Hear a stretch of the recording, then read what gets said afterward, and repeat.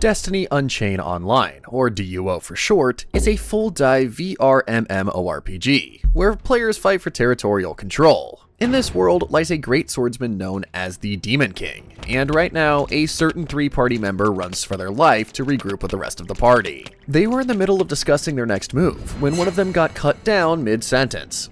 Since their pursuer already caught up with them, one of the adventurers dashed straight to her in an attempt to take her down. He failed miserably and got cut down.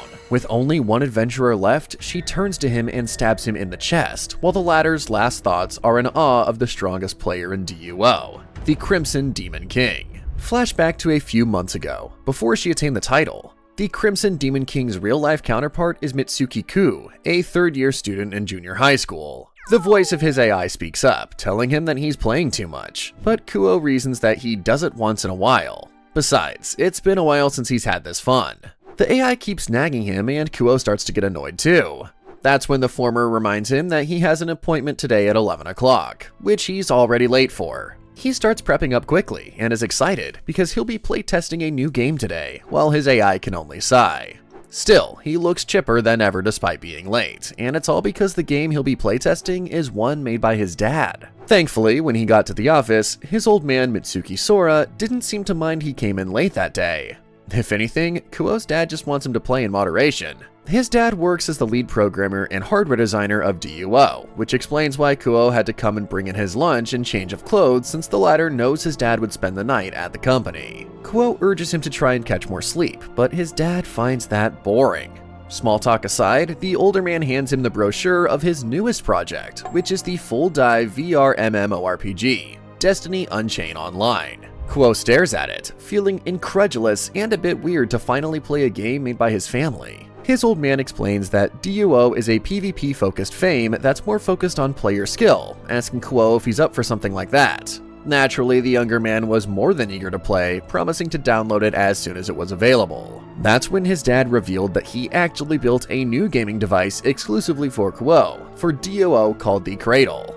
The technology for the equipment is based on regenerative treatments using gel capsules that incorporates a patented human interfacing device. What's even more impressive about the Cradle is that it emulates all 5 senses accurately, imitating reality as we speak. Impressive as all that sounds, Kuo finds it a bit ridiculous that he'll have to play the game from inside the pod, which is basically cheating. To be clear, his dad tells him that the pod's main purpose is to emulate the senses. Furthermore, Kuo's father encourages him to have fun as much as he can and aim to be the strongest player in the game. Kuo thinks that it's too much of a challenge for him and that his father reminded him of how crazy he was over playing games and how he declared to become the most feared gamer of all. Hesitant as he was, he still got inside the cradle to start the game. As he did so, his father apologized for making him help out with his work as always. Now, what was that?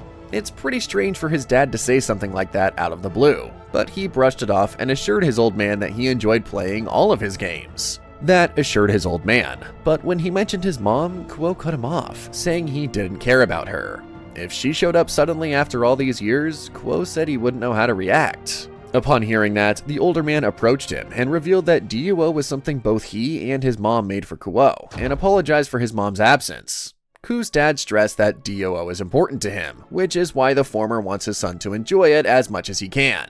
If there comes a time when Kuo doesn't know what to do, he would just have to follow his heart. Kuo doesn't understand where his dad is coming from, but agrees just for the sake of it. With that, the cradle gets all warmed up, while all Kuo can think about is how this will be the best game that he's ever played. His last moments before he loses consciousness are wondering what his parents want to tell him by playing this game, and hearing his dad wish him good luck. A moment later, Ko was inside the game and saw a beautiful goddess in front of him as the latter welcomed him. He realized that it was an AI guide and entered his usual username, Krim, as the latter told him that Krim would be his alter ego in the game. The AI conjured 6 character prompts from different races for his design when the AI started to glitch. The models bugged out, just as Ko received a message that they detected a unique sequence in his DNA, prompting them to add a new race. Suddenly, a new race sprouted in front of him, called the Noble Red, who is the progenitor of the vampires, characterized by their white hair, blood-colored eyes, and white skin. But more important than that, Ko questions why his character is a girl and naked. The AI guide reiterates that the model before Ko is based on his unique DNA, which makes it a rare race. He had to ask what kind of race it was, and the AI guide explained that it was a vampire race with two variants, purebloods and half-bloods. Stat buffs from it are mostly physical strength and magic power, with swordsman as the most common build. But that's not all. Noble Red can use their own blood to activate a unique skill called blood magic. Any blood they've lost along the way can be replenished by consuming others, but Ko revealed that he's actually a vegetarian. Upon hearing that, the AI guide points out that he could just opt to not use magic, but what will be the point of using such a character if he's not going to use magic? Back to Noble Red. The AI continues that they're pretty strong characters, but like many others, they have disadvantages to them. Purebloods have a strong weakness against sunlight. When exposed to direct sunlight, their HP plummets to a flat 0. Half-bloods, on the other hand, have a relatively weak sunlight vulnerability that causes their stats to drop by 20%. Ku admits that playing as a pureblood would make him a stronger character, but opts not to choose it because he won't be able to play properly during the day.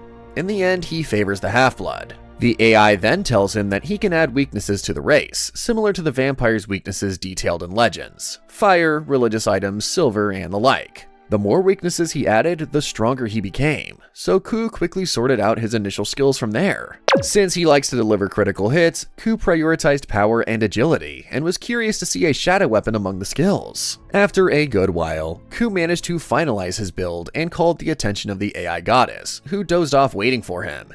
Now that he remembers it, DUO is pretty immersive, so the thought of sucking blood is already making him barf. On the other hand, he didn't want to fall behind, knowing that other players had a good start already. Looking at the model before him, the vampire race looked strangely familiar to him, and he remembered what his dad had told him earlier: follow his heart when in doubt. In doubt or not, Ku can't help but wonder why the character's model is female. Is this some kind of visual glitch? Just to be sure, he asks the AI goddess if it's forbidden for players to use the opposite sex, which she affirms. He thought portraying a male vampire would be cool, so with that, he decided that he'd play the Noble Red. The system initiates his body restructuring, and the next time Ku comes to, he can actually smell the plants, soil, and flowers of this game's world. True to his father's claims, it's a unique full dive system.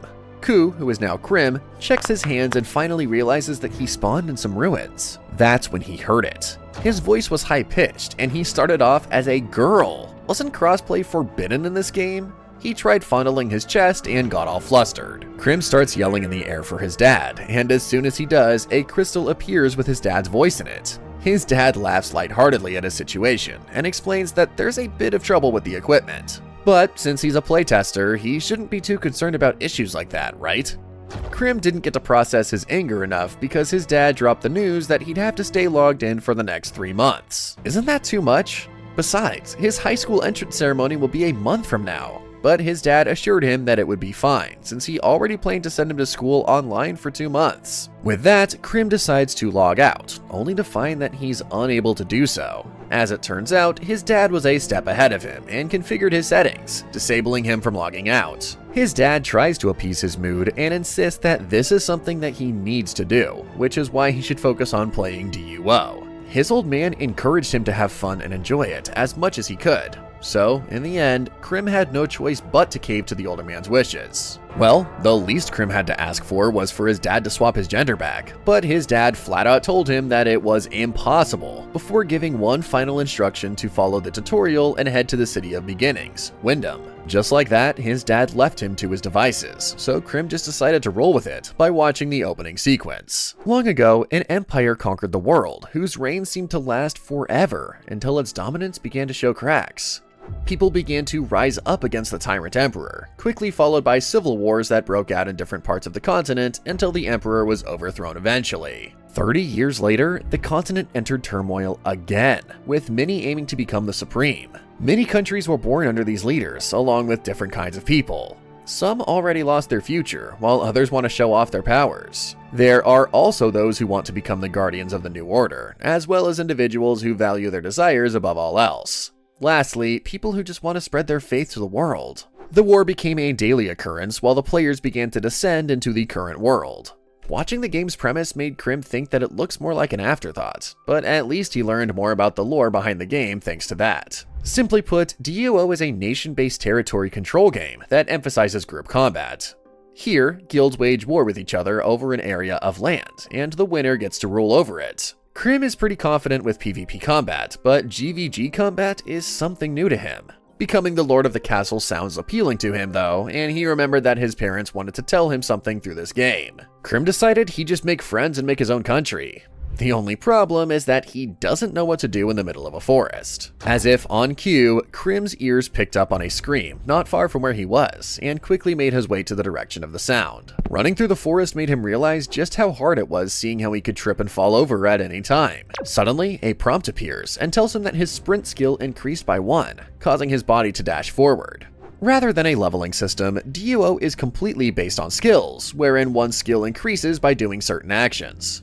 Once they get the hang of it, they'll improve quickly, making level ups easier. Soon enough, Krim comes across a clearing where he sees a monster has cornered some boy against a tree. It's an NPC rescue event. Right before the monster could strike the boy down, Krim comes swooping and kicks the monster's face, much to the boy's surprise. He asks the boy if he's alright, but the latter's more concerned about just who this 1chan is, appearing out of nowhere. Upon hearing that, Krim just realizes that his character is a girl and tells the boy to hide since he'll protect him. Their conversation got cut short when the bear-like monster almost got them, while Krim couldn't believe how fast it was despite its size. Is this really the tutorial enemy? The boy cries out from behind the tree and tells Krim that he can't fight the bear, but Krim retorts that he'll be the one in trouble if he keeps underestimating him. After all, DUO emphasizes the player's raw skills, and he knows any enemy would get taken down by a critical hit. Krim meets the bear head-on and slashes its neck with his sword, but to his surprise, his blade doesn't pierce through his enemy's neck. That's exactly what the boy was saying earlier. If physical attacks don't work, Krim wanted to try a different tactic. He gathers shadow magic in his hand and conjures a new weapon with an all-black blade. Krim unleashes his Shadow Light weapon, confident that he'll have great synergy with his high magic capabilities as Noble Red. The monster lunges towards Krim just as the latter evaded it easily, claiming that if the blade passes through, then it's his win. True to his claim, Krim cut off his enemy's head in one fell swoop, delivering a critical hit and instant death. With the enemy done and dusted, Krim feels all giddy that he managed to pull another one-hit kill. He walks back to the boy, asking if he's alright and pulling him to his feet. Krim used a little too much force and caused the boy to fall face first to his chest, leaving the latter flustered. The boy tells him that his name is George, with Krim introducing himself as well. The boy finds it weird that Krim keeps referring to himself as male, so the latter has to change the way he talks. George invites Krim over, saying they have an extra room at the house just as they start their way back home. Krim feels indebted to him, but it was George who points out that 1chan saved his life. Plus, they'll see the city soon. Upon hearing that, Krim was relieved and thought that they'd finally make it to the city of beginnings, Wyndham, only to discover that they were in the middle of a vast forest and rural settlement. This is the small town of Navel. So was that bear-type monster not the tutorial boss and was just a small fry? Krim screamed to the sky, calling out to his old man, leaving George startled. Krim spent the next 2 hours playing DUO, slaying as many monsters in the forest as he could. By now, he finally starts to understand the concept of the game. By targeting the enemy's vital parts, such as the brain, heart, and spine, he can immediately take them down with a single attack, as long as he ignores their remaining HP. Just now, Krim managed to take down the same bear-type monster by activating his Divine Skill, a rush-type combat move that immediately enables him to move closer to his target. Now that he got the hang of it, Krim fighting these small fries is like a breeze. He thought that this instant kill mechanic could be applicable in PvP when he heard George call out how strong he was. Because of Krim, the boy can now gather the necessary ingredients he needs for the medicine. As it turns out, Krim spawned at the wrong starting point, so instead of starting straight to Wyndham, he decided to settle in Navel for a bit. Right now, he's busy helping George look for ingredients for the medicine in the stream. He only recently found out that rescuing George was not part of the tutorial. It's just a regular quest, and now collecting ingredients is the next phase of it. If there's anything he's worried about, it's the fact that the other players haven't made it to Navel yet. He decided not to give in to his worries, and just thought of it as a skill farming point. While looking at his prompt again, Krim also realized that farming could be difficult, and what's even more pressing is that his current task is part of a chain quest. It wouldn't just end simply by gathering the materials, right? He has his own suspicions, and one of them is to understand the backstory of why George had to venture deep into the forest to get materials. Krim decided to ask once they wrapped up collecting materials, beginning by pointing out how dangerous it was to get the forest all by himself. George replied that his home is an apothecary, and he's pretty good at collecting materials, even though he's not talented at compounding them. Krim tried to be chummy with him, reminding the boy how he almost died, but the latter was more flustered at the proximity of his face and Krim's chest. George pushes her off, calling Krim Gorilla Oni-chan for her brute strength, just as the latter tells him that he should be accompanied by an adult whenever he goes to the forest. The boy turns away and tells Krim that he can't rely on adults because none of them collect medicinal materials, not even his own dad. But thanks to Krim, George was able to gather many materials that day. With that, he tells Krim that they should head back to Naval. On the way back, Krim is plagued with many questions. Is there something going on with him? Is this boy hiding something from him? Is there more to this simple gathering quest? His current task may just be a detour in the game, but will completing this quest be worth the time and effort? No use wondering all these thoughts right now, as long as there's a spare room he can stay in. Krim doesn't mind waiting until he's ready to go to Wyndham. Just then, the boy tells him that they're nearing Naval soon, only for Krim's HP to lower significantly because of his direct exposure to sunlight. Krim asks if he's okay, and Krim says he just spent a little too much time in the shade, which got him all dizzy like this. Now he knows the full effect of his weakness to sunlight, and he can barely imagine what it would be like for purebloods. Thankfully, the sunlight's not enough for Krim to get a status penalty, but this is still hard for him. Seeing Krim weakened like that, George suggests they start walking in the shade as they hurry home.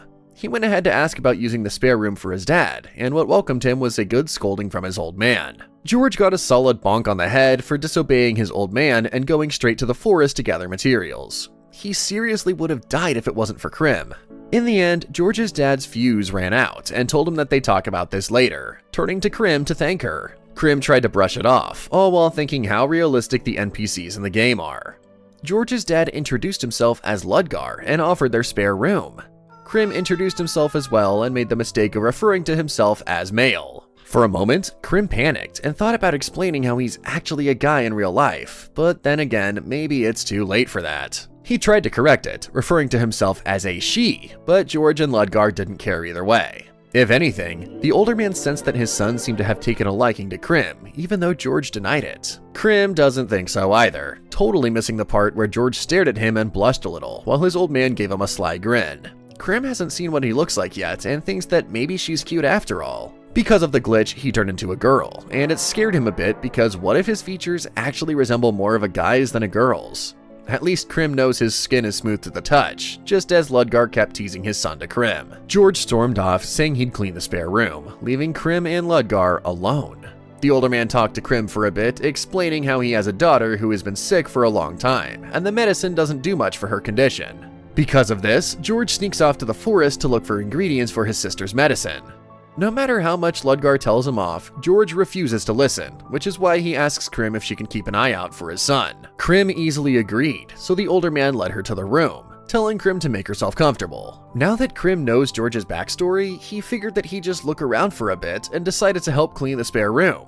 That's when Krim passed by Juna's room and overheard George talking to his sick sister. As much as she wanted to get up and play, George convinced her to rest and promised to gather more ingredients for her medicine so she could get better soon. George noticed Krim was outside and asked if she had already heard from his father about their situation. His sister Juna had always been like that, getting worn out more each day. Because he's running out of time, he tells Krim that he won't let her stop him from gathering the ingredients. Krim tells him that she won't stop him. Instead, she encourages George that they should do their best to collect all of the materials together. Fast forward to the 4th day. Krim wakes up all comfortable and settled into the new world. As soon as he opens his eyes, he heads out for a light stretch, which George dubs the weird dance. He's actually surprised that Krim got up early and was already rearing to go and collect materials for the medicine. George suddenly remembered that he had gotten a robe for her, knowing how much Krim didn't like the sunlight. The two set off after George handed Krim the robe. While collecting, they encountered an aquatic reptile monster in the stream, where they were gathering materials. The monster hissed just as Krim made a mental note that it would be disadvantageous if he fought him with bad footing, so he had to avoid getting dragged into the water no matter what. The snake lunged at him with such speed that Krim barely managed to evade its attack. It was also pretty agile, so he had to stab it with his shadow weapon to grab hold of it. The monster uses its tail to try and sneak an attack on Krim, but he already sees through the monster's movements, evading the deadly tail and directing it straight to the monster's head instead. It was another easy win for Krim, who enjoyed the fight. A ping from his game prompt informed him that he acquired a new material, asp vessels, which are needed for Juna's medicine. He told George about it, so the latter went to check if it was indeed the material he needed. While George was busy checking, Krim decided to check his skill proficiency and saw that it boosted significantly. The only question is if he'll remember to use them. He noticed a few new additions, such as Snare, wherein he breaks the opponent's balance, and Dark Bullet, which is a low power but long-ranged attack. Just then, he noticed a peculiar skill called Blaze Blood, which is a type of blood magic. If memory serves him right, this skill increases his stats for a short while, but will render him powerless after the effects end. Since he has no powerful enemies yet, Krim knows he won't use it now, although he's unaware that it's a risky skill. Back to the current issue at hand. Krim wonders if this current quest of his is meant to be completed as a party. After all, it's already been 4 days, so he tried voicing aloud how he wants someone to come to Naval and found a party with him. Obviously, nothing happened, but a new thought had occurred to him. He hadn't seen any other players ever since DUO launched. Given how VR MMO players are curious by nature, hardcore top players would have usually finished most of the areas in 3 days. This got Krim thinking that DUO may be far wider than he ever could have imagined, staring at the sky as he thought so. George noticed Krim doing this and asked what she was staring out at the sky for, with the latter brushing it off. Since it was about to rain, George said they should head home, which Krim happily obliged. After all, they needed just one last material for the medicine. No sooner had they returned home than bad news struck. Juna's condition had gotten worse, and she was much weaker than before. George couldn't believe it. They were just a material short of the medicine she needed, so Krim offered to look for it now. Ludgar told her that she couldn't, adding that he had an idea of what the final material was. Since they're headed back to the Black Forest, the older man reveals that the Lord of the Forest resides within. Even George knows this. The Lord of the Forest is a giant bear monster that sits at the top of the food chain. Because of its power and ferocity, it has killed many people, so forget about getting near it unless one has a death wish. Krim already knows where this is going. The boss monster is something that can only be defeated by a party of adventurers. It's not an enemy that can be taken down by going solo. Krim was so absorbed in his own thoughts that he barely registered George asking for his opinion. The boy was asking if he could win against it since Krim is strong after all. Given the odds, Krim says that he can't beat the monster, leaving George forlorn. The boy was quiet and only accepted what Krim had to say. Later that night, Krim lies in bed thinking about how he needs to form a party soon. But how could he? There are no other players in town besides him. That's when he heard the commotion from outside, peeping out the window to see a group of angry men. He overhears them talking about someone heading to the forest, so he decides to head outside and ask Ludgar what's going on. The older man told her that the harvesting tools were gone, and assumed that George must have taken them to get medicine in the forest, much to Krim's shock. Krim was about to head straight to the forest when Ludgar grabbed her, saying how dangerous it was. Besides, Krim already told him that she couldn't beat the opponent by herself. The old man understood her wishes, but Ludgar kept a tight grip on Krim's forearm. Torn between staying and saving George, Krim remembered his last conversation with the boy, saying he'd help him find the materials. In a quiet voice, Krim only told the older man that all this was happening because he progressed in the game, which is why he intends to finish what he started. With that, Krim made a run for it, thinking that the last ingredient was found deep inside the forest. By following the current marker on the map, he believes it will lead him straight to the location. Soon enough, Krim comes across a cave hidden by a giant waterfall, thinking he has to hurry soon and save George. He knows George is just an NPC controlled by an advanced AI, who responds naturally to players and other NPCs. If a player suddenly encounters an auto-generated request based on the surrounding environmental information, more NPCs and quest lines are generated. Depending on how the players interact, their actions can change. They feel hurt, get sad, and feel pain.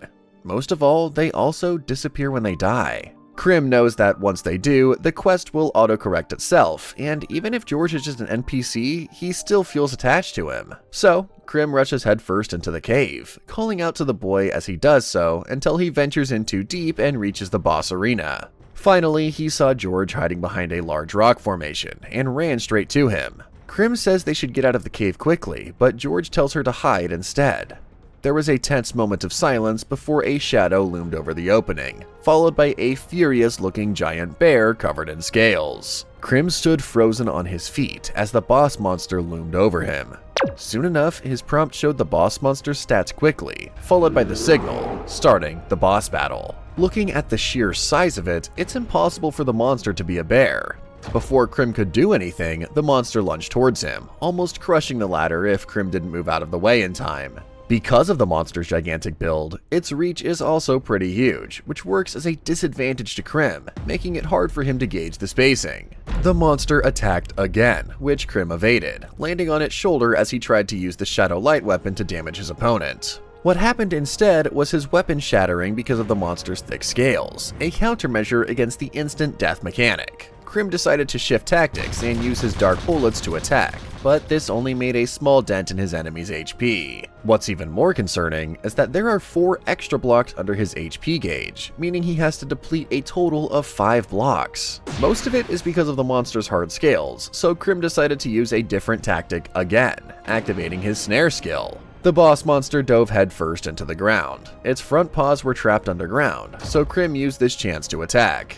He figured putting his whole weight and speed into the strike, the impact would do some damage to his opponent. Unfortunately, Krim's effort didn't push through, and the blade snapped again because it couldn't handle the force. Forced to change tactics again, he wondered if there was somewhere else he could attack since he had limited shadow weapons as well. Seeing the results of his recent attack, Krim realized he couldn't win in a fair fight, so he needed to find a way to pierce through its scales, deal a fatal blow, and aim for instant death. He grinned, excited at how the fight was getting even more interesting by the minute, and decided that he'd aim for the boss monster's neck. Krim wasn't even finished with his declaration before the monster tried to bite him off and wreaked havoc everywhere. With dust and debris all around, Krim made a misstep and lost his balance, barely defending himself from the bear's attacks. His right elbow was barely grazed, but it was enough to render his arm useless.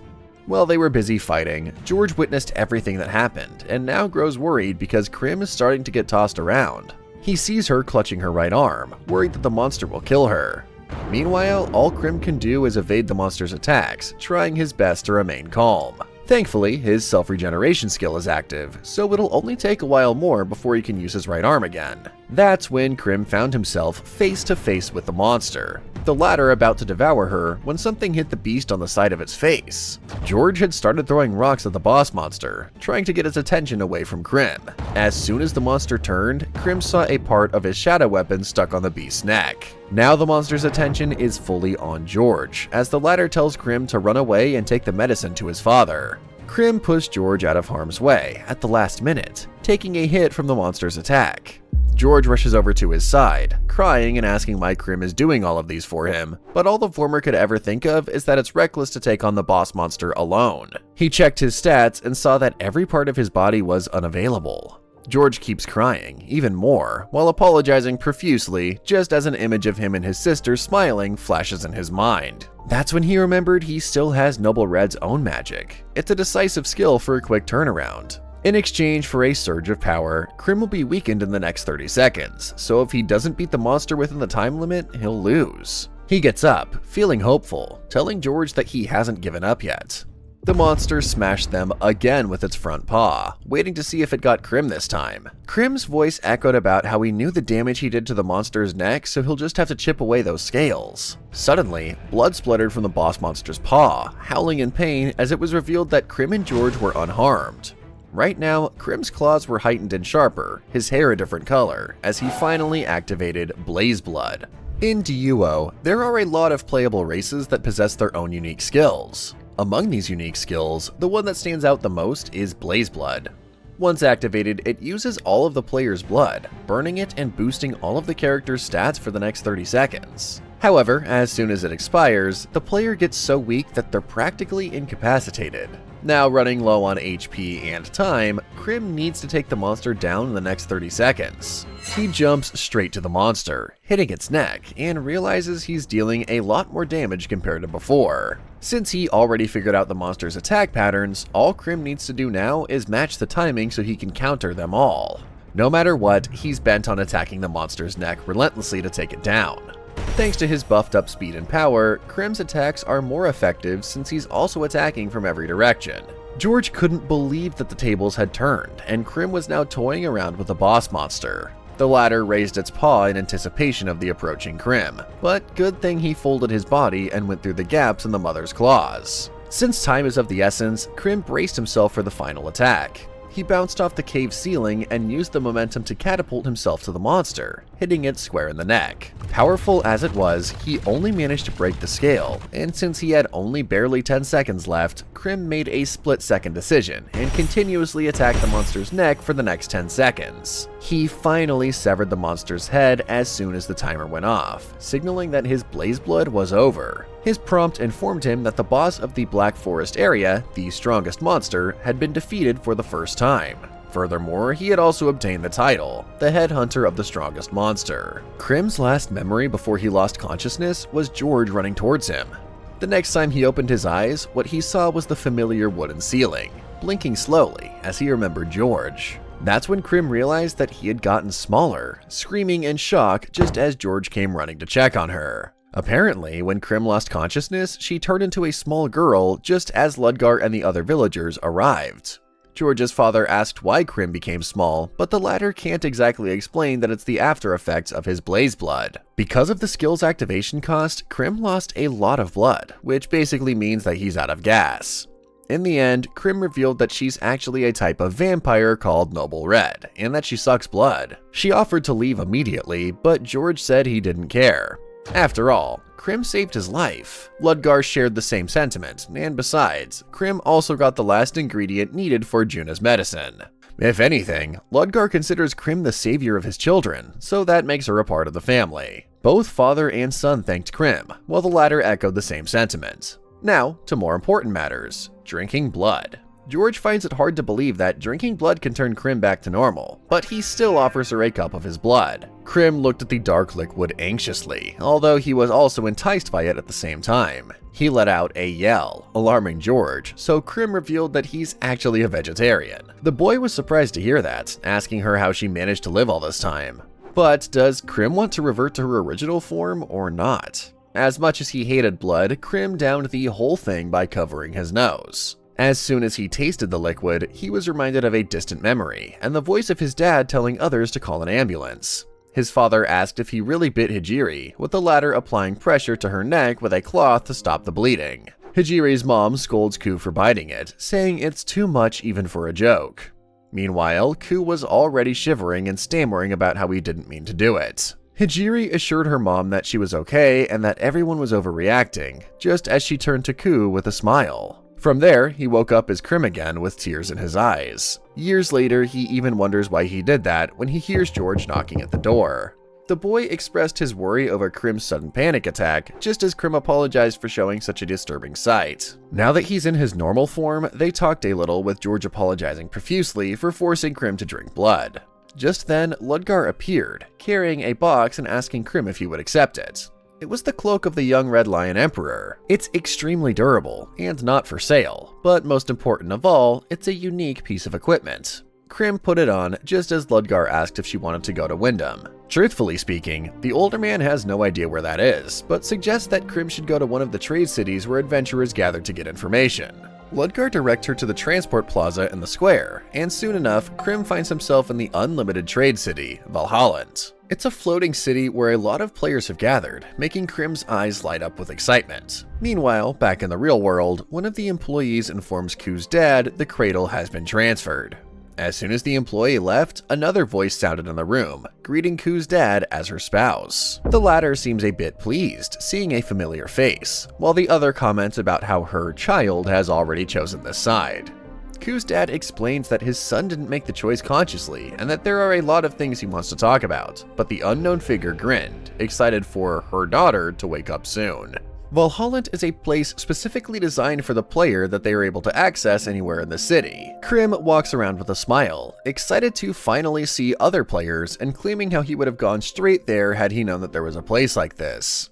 While walking around, he noticed an arena where a battle was currently taking place. The center dome serves as a PvP arena, as he realizes that it's a place for fighting. Krim finally knew where his next destination was. Wyndham could wait. He overhears the players' chatter, ranging from getting equipment, switching weapons, buying antidotes, and even just learning about the scroll's effects. Hearing all these just confirms that Krim is in the right place, happy that he's taking a detour. While walking around, he starts to hear people praising her hair color or how cute she looks. Soon enough, a small crowd starts to gather around Krim, interested and curious about her, but he doesn't even know what he looks like. Was his character really cute? Krim runs to the nearest mirror to get a glimpse of what he looks like. They were right, his character is really cute. Still, he decided to cover his hair, because it sticks out like a sore thumb. He's a guy after all, and it's embarrassing for a guy to draw attention just because he's cute. Krim decided to head to the cafeteria, wondering where his face was based. Maybe he was originally born as a girl, and this was what he looks like, no? Yeah, that's a no. Krim ordered fries, happy to finally be able to eat junk food. For the past few days, all he could eat at Naval was bread and water, since eating meat makes him throw up. Right now, he enjoyed eating a large serving of fries, not knowing that people were staring at how cute she was. Krim continued to eat quietly when he overheard the other players from behind him complain about her race.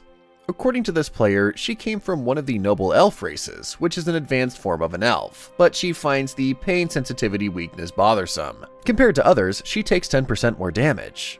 Her peers think it's not so bad, with the orc one complaining how his chivalry only works against female knights, while the goblin one doesn't like his facial features. The noble elf woman points out they could have picked a different race, but they point out that they had to because it's a rare race. Listening to their conversation made Krim realize that there seemed to be a lot of different racial traits. The common ones are probably balanced, but it's harder for rare races since the players have to figure everything out by themselves. Krim was just thinking about how a basic race may be a better fit depending on the person when he was approached by one of the players. The latter commended Krim for his robe, but also noted how the rest of her equipment is pretty basic, making him assume that she's a newbie. The guy introduced himself as Elmir and offered to teach Krim the basics, but all the latter could think about was how this must be what girls feel when boys try to pick them up. Krim tried to be nice, saying he wanted to try things out on his own, since he didn't want to explain, but Elmir was pretty consistent, moving closer and staring intently at Krim's pretty face. In the end, Krim turned away and said he was going solo, when Elmir grabbed him by the arm. The place where Elmir grabbed him started to feel hot and sizzle, as Krim finally realized that the dude was wearing a lot of silver rings.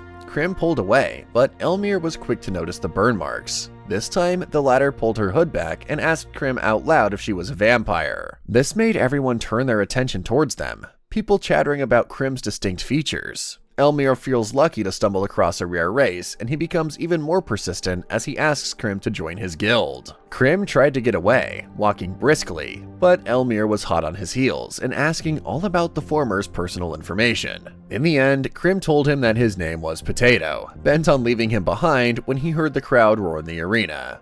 There was an ongoing battle catching Krim's attention as he stopped by. Elmir asked if she was interested in PvP, asking her if she wanted to go against him, even promising that he'd go easy on her. Upon hearing that, Krim smirked and asked if he heard that right. Elmir was recruiting players, no? Krim finally looked at Elmir and said he didn't mind joining his guild if Elmir could beat him in PvP. If Elmir loses, then he'll just have to give up recruiting Krim to his guild, which he easily agreed to. With that, the two went straight to the arena for a PvP battle. Before everything else, Elmir reiterated their deal. If Potato-chan wins, then he'll stop pestering Krim to join his guild. But if it's the other way around, Potato-chan will have to join Elmir.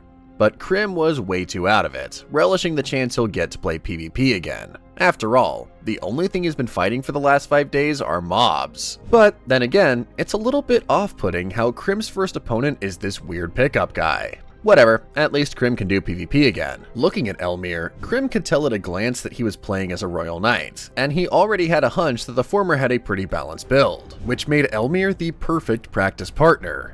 With that, the battle commenced, with Elmir making the first move. He jumped high in the air with his sword raised, intent on ending the battle with one move. But Krim already saw through his attack and blocked it, and was about to go for the kill when Elmir raised his shoulder to block Krim's shadow weapon from reaching his neck. He couldn't believe that somebody this cute would actually go straight for his neck. In PvP, there are 3 ways that you can win against your opponent. The first is to deplete their HP.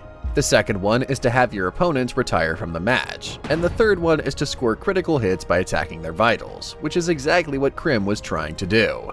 Now that Elmir realized how cunning Krim was, he had his guard up and thanked his equipment for saving his neck. He gave kudos to Potato-chan, acknowledging that she's actually a pretty good player, while the former is already wary that Elmir will be careful next time since he knows he's going for the critical hits. Elmir closes the distance between them with his shield up, lifting Krim in the air. He thought he already had her right where he wanted her, but Krim switched up her blade and maneuvered herself out of Elmir's attack. Despite being in midair, Krim turned and landed right into Elmir's shoulder as he stabbed the former in the neck. Just like that, Krim won and told Elmir how fun it was. They should do this again sometime. After the battle, Elmir approached Krim again in good spirits, despite losing the match. What's more, Krim said he was actually surprised that the former had something going, considering he thought Elmir was just some womanizer who wasn't really invested in the game. It was partly true though, but even Elmir admits that Krim won fair and square. It made him realize what he was doing was wrong. For that, he thanked Potato-chan. Well, at least Krim was happy he did some good.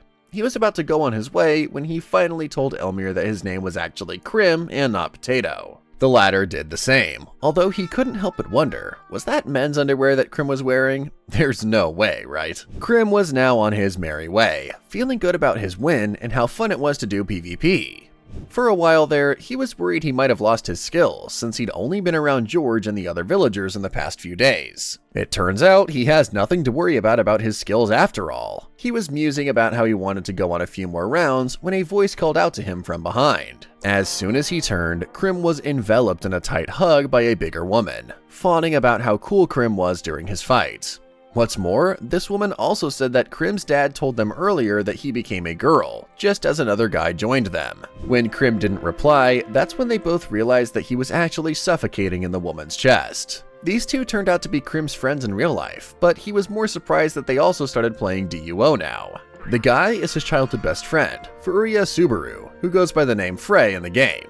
He's also highly competitive and hates to lose, while the other is Furuya's twin sister, Hijiri. Because Ku's dad was often busy at work, the twins usually played with him.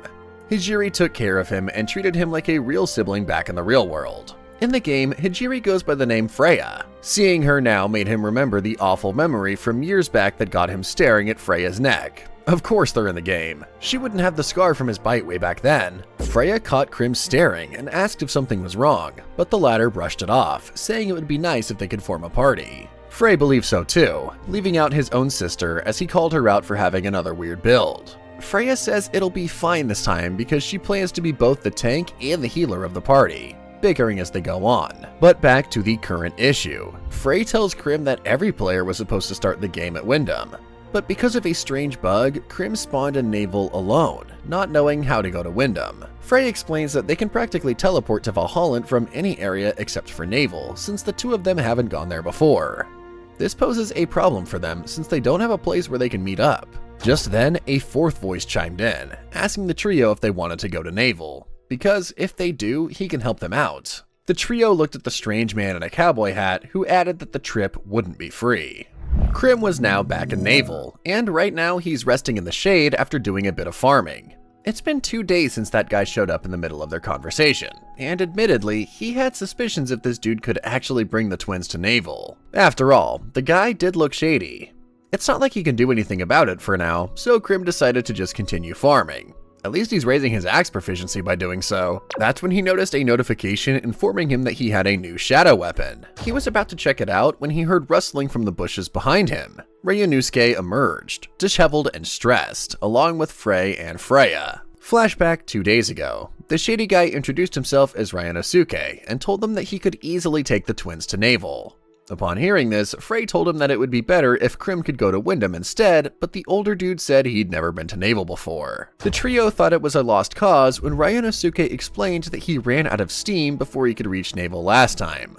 Because of that, the game didn't consider it as a registered teleport location. But it's different now because he has more skill and is a better player. Sounds like a fair offer, right? But Ryunosuke has a condition. He needs help with a little trivial matter. Back to the present, Frey explained how the three of them died multiple times trying to get to Naval, and in his defense, Ryunosuke's not much of a fighter. If anything, he expected the two to be powerful, so he never thought it was actually easier for him to go to Naval alone rather than with the twins in tow. Frey's a caster, while Freya's a healer, as Ryanosuke pointed out how much they had to suffer because of her. Whether they were in the desert, ocean, or caves, Freya kept getting eaten by the monsters, and repeatedly called out to Krim for help even though he wasn't there. Freya points out how her twist can only hide using his stealth skills, but to more important matters, why was Krim holding an axe? It low-key looked scary to Frey, and that's when Krim explained that he was building houses. He explained how the folks gave him a cabin to live in while he was in Naval, but because it's a bit run down, he decided to renovate it, starting by collecting wood. They were on his way to the cabin when a little girl ran up behind Krim to hug him. It was Juna. Krim was happy to see that she was all better now, urging her to be more careful since she was still recovering. The twins were curious as to who the girl was, and Juna introduced herself before telling them to hurry since his father was preparing a barbecue. Seeing how Juna was so attached to Krim, even Ryanosuke pointed out how he had never seen such closeness between a player and an NPC before. But yeah, barbecue. Ryanosuke wondered if he could get a share in it if he brought the guinea fowl with him. Ryanosuke and Ludgar hit it off right away, enjoying the latter's barbecue and drinking beer together, despite it being the middle of the day. Plus, they won't have to worry, because drinking alcohol has no effect in-game, so that's bye-bye to hangovers. While the two older men were busy drinking, Juna handed Krim a plate of grilled vegetables. George finds it a little shameful how Krim can't eat meat, but trivial matters aside, Krim is more interested in knowing what his condition is now that he has helped the twins go to Naval. After downing his beer, Ryanosuke told him that his condition was to attack the Kime Pass. As far as he knows, Ryanosuke is probably the only one who knows about it since it's a hidden area. But the thing about areas like that is that they have rare items as rewards. Of course, the first person to conquer an area gets extra rewards, and he called dibs on half of those. Krim asks if the reason why the older dude was tapping him for help was because he can't do it alone, and Ryanosuke affirms. According to the latter, there's an ogre tribe living there, and they're practically impossible to reason with. The moment they set their eyes on you, these ogres would wipe them out, which is why he needed the help of someone strong. Ryanosuke came to Valhalla to look for that someone, and when he saw Krim, he already set his eyes on asking for Krim's help. Furthermore, if they wanted to build a guild with just 3 people, it would cost them a lot. Upon hearing that, Frey never even realized that it would be expensive for them, but he still asked Krim if she was down to do it. Obviously, Krim is game to do it, since they made a deal after all. And with that, their group set off to Kime Pass. Plus, this whole ordeal sounds interesting to him. With that, their group set off to Kime Pass. The place is located in a canyon, just past the Black Forest. There's a small crevice that leads straight to Kime Pass, and as soon as they passed it, the four were welcomed with the sights of ogres bathing, cooking, and working. Their group finally made it to the bridge that would lead them to Kime Pass. Are they really going to infiltrate the place? It looks pretty barbaric after all. Frey commended Ryanosuke for entering the arena alone the first time around, but the latter pointed out that he only did that because he knew the ogres couldn't find him. With that, they pushed Krim to the front, cheering for him to beat their lot. Krim took a few ginger steps, shadow weapon in hand, wondering why he got himself into this pickle. Krim barely took a step into the arena when he felt an attack coming from above. He managed to avoid it by a hair's breadth, when the guys warned him that he was already surrounded. Even Krim thought this was a bit too much for the game, when suddenly, one of them flew and crashed to the nearest cliff. It was the work of a giant woman, who told everyone to stand down, claiming that Krim was one of them. They refer to the giant woman as the Swordmaster, but she's too busy looking at Krim and saying how the latter has a slight Oni smell coming from her. She apologizes to Krim for failing to notice the scent of a fellow demon, and as a token of apology, she welcomes Krim openly. The giant woman introduces herself as the Swordmaster Mao-Tu, and tells Krim that she can bring her 3 friends hiding just beyond the entrance. Ryanosuke and the twins join Krim and Matu, as Krim finally understands the condition of Kime Pass. The ogres can actually become pretty friendly with their visitors depending on the composition of the party visiting their place. From the looks of it, the ogres have different favorability for each race, which explains why they're hostile to others and friendly to fellow Oni. Krim quickly notices that Matsu is revered in the village, although the giant woman tells him that she's just a humble blacksmith. Matsu, on the other hand, thought that Krim was just a baby demon because of his smell, so when the latter told her that she was actually 15, Matsu almost lost it. She offered a goblin head for Krim to eat so she could grow tall and strong. Looking at the head of the creature before him, weren't demons supposed to be friendly with their kind? Matu simply told him that it's a different story if they come to attack them. Now that she's taken a good look at Krim, Matu finally realized that she's actually a bloodsucker, with Freya chiming in at how her friend can't even suck blood. Demon type issue aside, Matu finally welcomes them to their village and urges the group to relax at the tea house. Krim and the others were busy marveling at how everything else was too big for them, when suddenly, Krim's attention diverted to the group of Oni on the side. One of them was standing on the podium, shouting for challengers since his last opponent couldn't even be called an appetizer. The Oni keeps calling out for a new challenger, piquing Krim's interest. Freya asks Matu if the Onis are fighting, but the Swordmaster explains that it's just some type of training. The Onis drink, spar, and drink again. After all, Matu claims that an Oni has to be strong to be able to fight after drinking, right? Weak Onis are banished from the village. Now that they brought it up, the Swordmaster offers a reward if any of them can manage to beat the Onis. Frey was about to ask if this was a quest event, turning to Krim, only to realize that Krim is already standing in front of the shouting Oni. Typical Krim, he's already asking the Oni if he can try as well. The latter comments that Krim doesn't look like an Oni, but as long as she's strong, who cares? Well, at least Ryanosuke thought Krim was saving them time by going to the Oni directly. From where he was standing, Ryanosuke told Krim that they'd be rewarded if she could beat the Oni, and no sooner had he said this than the quest start prompt appeared in front of Krim. During that short moment of distraction, the Oni didn't even give Krim a moment to breathe as he smashed the ground from where the latter was standing. Thinking he killed off Krim in one strike, imagine the Oni's surprise when the dust cleared and Krim was nowhere to be found. Krim jumped out of the way, excited to show off something new from his arsenal, Shadow Heavy Weapon Battle Axe. The Oni didn't even have time to react because Krim cut him down in one go, leaving both Matu and Freya impressed. The Oni quickly admits defeat, just as Krim can now start raw-dogging fights with his new weapon when suddenly a new Oni appears from the side. He was rambling about how Krim cut down his little brother, but the former's weapon only got deflected before it even hit Krim.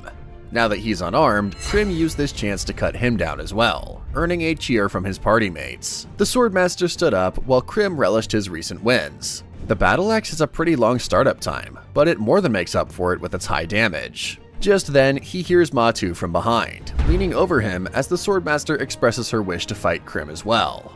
Matu and Krim stand face to face, while Freya cheers her on from the side. Frey points out how the Swordmaster is different from the first two opponents based on Matu's presence alone, and Ryanosuke putting his bets on Krim to win the reward. Matu draws her sword while saying she also wants to have fun with Krim, hoping that the latter won't get done in by a single strike. The Swordmaster unleashed a barrage of attacks that Krim could barely block them all.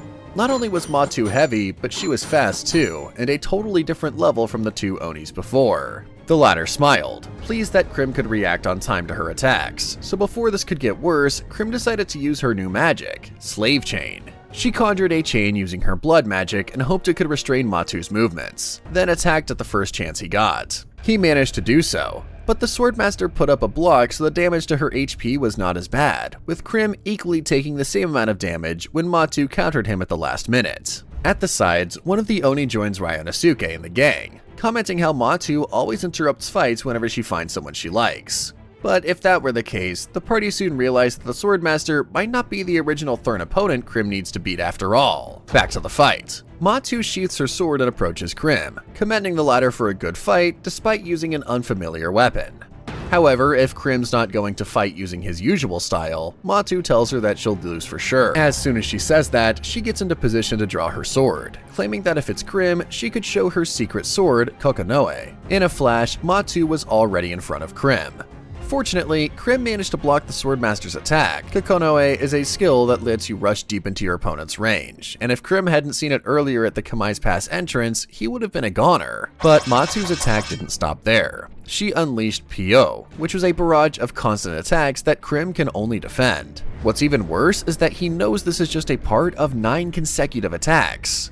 Now Matu unleashed too, and Krim's weapon started to crack at the handle from all the pressure. He moved back to put some distance between the two, when he noticed Matu took an EI stance and sheathed her sword back. That's when Krim realized that Matu baited her into falling back as she finally unleashed Sha. Krim used her snare skill to trap the latter's foot on the ground at the last minute, so Matu only managed to slice off her left arm. Given that Matu was originally aiming for Krim's neck, the fight should have ended immediately, if only Krim hadn't used snare. Still, Matu is enjoying the fight even though she didn't deliver the killing move right then, while Freya and the others start to get worried on the sides. Frey is concerned about whether Krim's arm can be healed, but Ryanosuke says it can only be done if Krim has a healer or some kind of healing item with him in battle. But if Krim goes to a designated safety area after the battle, her arm will be healed automatically. Krim, on the other hand, is thinking of ways to beat Matu. He even considered using Blaze Blood, but he decided to use Slave Chain continuously in every direction, even though Matu almost scoffed at her for doing so. However, he can't see himself stopping Kokone's remaining attacks with just one arm.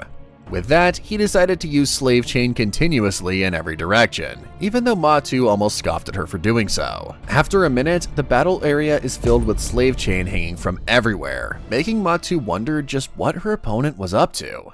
With the whole arena covered in chains, Krim quips that his Slave Chain skill wasn't meant to be used this way, as he backed up and put some distance between himself and Matu. When Krim first unlocked Slave Chain, he started practicing this skill in the Forest of Navel and found it hard to use against distant targets, like the guinea fowl that was running around. A moment later, he tripped and saw that the forest was entangled with chains. It turns out, the chains won't disappear for a while once they're used. He also discovered that even if the terrain changes, Slave Chain will remain active. And because he used it too much, Krim shifted to his chibi version because he ran out of blood. With that said, he made a mental note not to use it, although he did wonder if he could take advantage of his predicament in a certain situation. Back to his fight with Matu.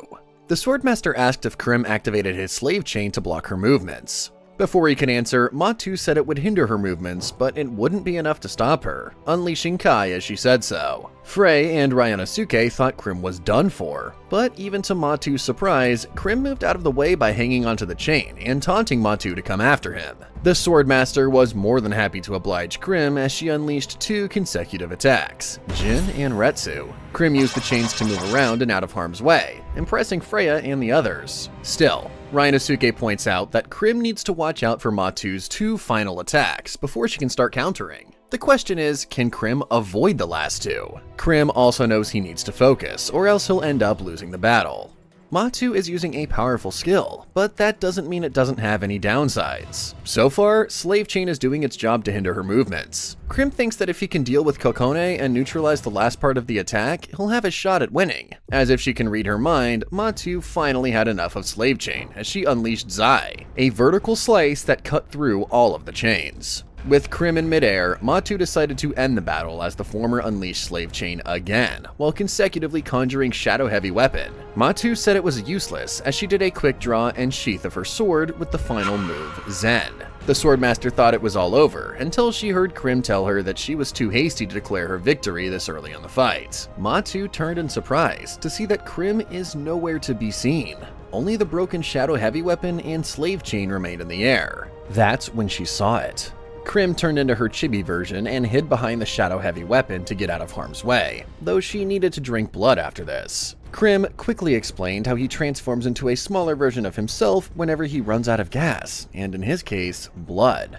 Although he has no fighting ability, he's still hanging on top of the Shadow Heavy Weapon that's already crashing down quickly on top of Matu. What's more, the Slave Chain is also attached to the Swordmaster's arm as Krim's weapon slashes through Matu's gut all the way down. It's Krim's 3rd win. Freya couldn't help fawning over Chibi Krim, squishing her face next to her.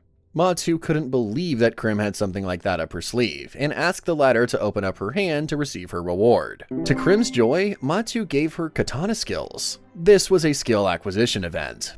Krim was already excited since he's one of the top players when it comes to Japanese swords, no matter what game he plays. Ryanosuke is more than happy since everyone wants to learn katana skills, but they don't know how to. So many players have tried to use katanas but couldn't, getting even more hyped up since Krim would make a ton of money by selling information on it. But for a skill acquisition quest, Frey commented that the difficulty was too high. According to the quest summary Krim got after clearing it, if he beats the first 2 opponents unscathed, then he can challenge Matu. And no matter who the final opponent is, the quest reward doesn't increase or decrease, which means fighting against Matu was just an extra challenge. The Swordmaster admitted her defeat and was even impressed that Krim beat her using inferior equipment, except her robe. After all, Krim is still using starting equipment, which made him realize that he would have won even if he got hit by Kokone if he had more suitable gear. Gear talk aside, Freya asks Krim how he could get back to his previous form. For fear of Freya reliving the trauma of getting bitten by him years ago, Krim decided to keep quiet and reached out to Matu instead. The two stepped aside, and when they returned a few moments later, Krim was already back to normal. Well, now that Krim's back, Ryanosuke suggested they head back to Wyndham and invite Matu with them. The Swordmaster told them to come back anytime soon, while Krim thanked her for the blood. Now, for the next area, it's the desert, much to Freya and Krim's dread. The desert echoed with Krim's laments about how hot it was, making him question why he chose to play as a vampire. Frey asked if it was just a debuff status, though he didn't expect it to affect Krim's mental state too. Right now, Freya is carrying an almost passed out Krim, happily saying she intends to carry Krim the whole way. Ryanosuke was still reeling from Krim's fight with Matu earlier. How was she even able to move like that? Was there some kind of food she ate? Frey explained that Krim played around with a game called Master of Swordsman, which was created by the latter's dad. It's a swordsmanship training simulator, where you can use a bunch of different weapons, but it's very hard to beat if you're just a casual gamer. Because Krim spent a lot of alone time, he used to play that game, challenging it ever since he was little, and so far he still hasn't beaten it. Hearing all about that, Ryanosuke commends how VR games for combat are pretty common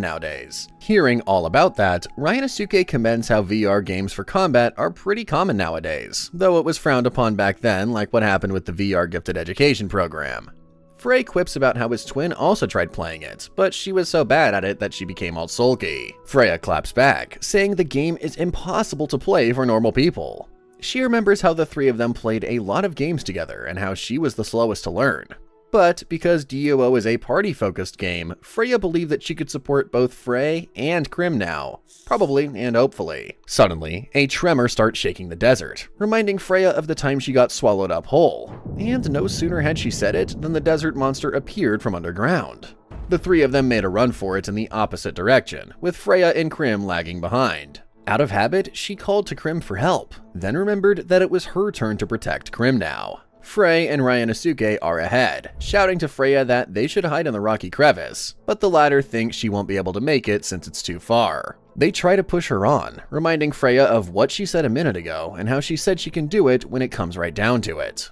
The giant desert worm is gaining on them fast, casting a shadow right above Freya and Krim. And right when she thinks they're done for, Krim comes to the rescue and carries her out of harm's way. Frey was surprised to see Krim was already back to his usual self, with Ryanosuke pointing out that it was because the sandworm's shadow was so big that he regained his energy.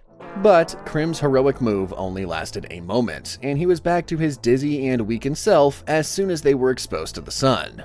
Both of them fell a little short out of harm's way, as the sandworm made a dive again. Frey and Ryanosuke were already talking about picking Krim and Freya at the respawn point, thinking that Krim and Freya would never make it. At last, their party managed to reach in-town by nightfall. Exhausted as they were, Krim points out that it's easier to cross the desert at night. Freya looks so out of it, heaving an exasperated sigh because she ended up doing nothing in the end.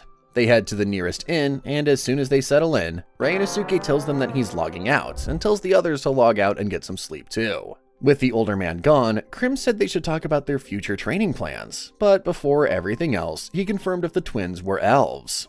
Freya said she's actually a unique race, which is a high elf. Compared to the other elves, they have longer ears, while Frey adds that they have a lot of MP and can use a lot of magic in exchange for having low physical defense. Frey plans to become an archmage, while Freya wants to become a healer. Admittedly, she tells them that they may not be good as the two, but she wants to be a tank healer. Frey and Krim are okay with that. If anything, Krim thinks what's more important is if Freya has fun with the builds she thought up. With that, she would be a tank healer and start learning the skills right away. The next day, the three of them finally made it together at the City of Beginnings, Wyndham. Krim was already gearing to form a guild, but decided that maybe he should just take a look around the city. A moment later, his game prompt popped up and played the opening sequence. Freya explains that the tutorial automatically starts when you enter Wyndham for the first time, so Freya suggested she and her twin would do some shopping first. Soon, they were joined by Ryanosuke as they all nodded, hearing Krim's comments about the DUO's tutorial. After what seemed like forever, Krim finally finished the tutorial. It may be long, but he found out there are several features that he didn't know about. But enough of that. He wanted to know what the other guys did while he was busy finishing the opening sequence. Frey bought a few items that they could use, while Ryanosuke said he was making a guide on how to acquire katana skills. The only thing left for him to do was find a way to make money out of it.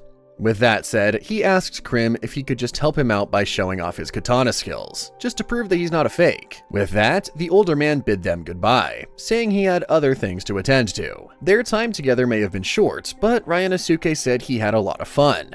Krim felt sad even though he knew the older man was only staying with them as a guide. But even so, he would miss him. They promised to send friend requests to each other just as they waved each other goodbye. Moving on, Krim is already energized, saying they should form their own guild and asking if they have enough money to do so. Frey points out that they should have enough money since they already split the rewards they got for clearing Kime Pass. All that's left is to head to the guild hall. Regrettably, the process is more complex than they initially anticipated. It turns out that you need at least 5 people to create a guild, and their money wasn't even enough to start one. The 3 are at an alfresco dining, as Krim whines about how they won't make it to the open area conquest if they don't hurry.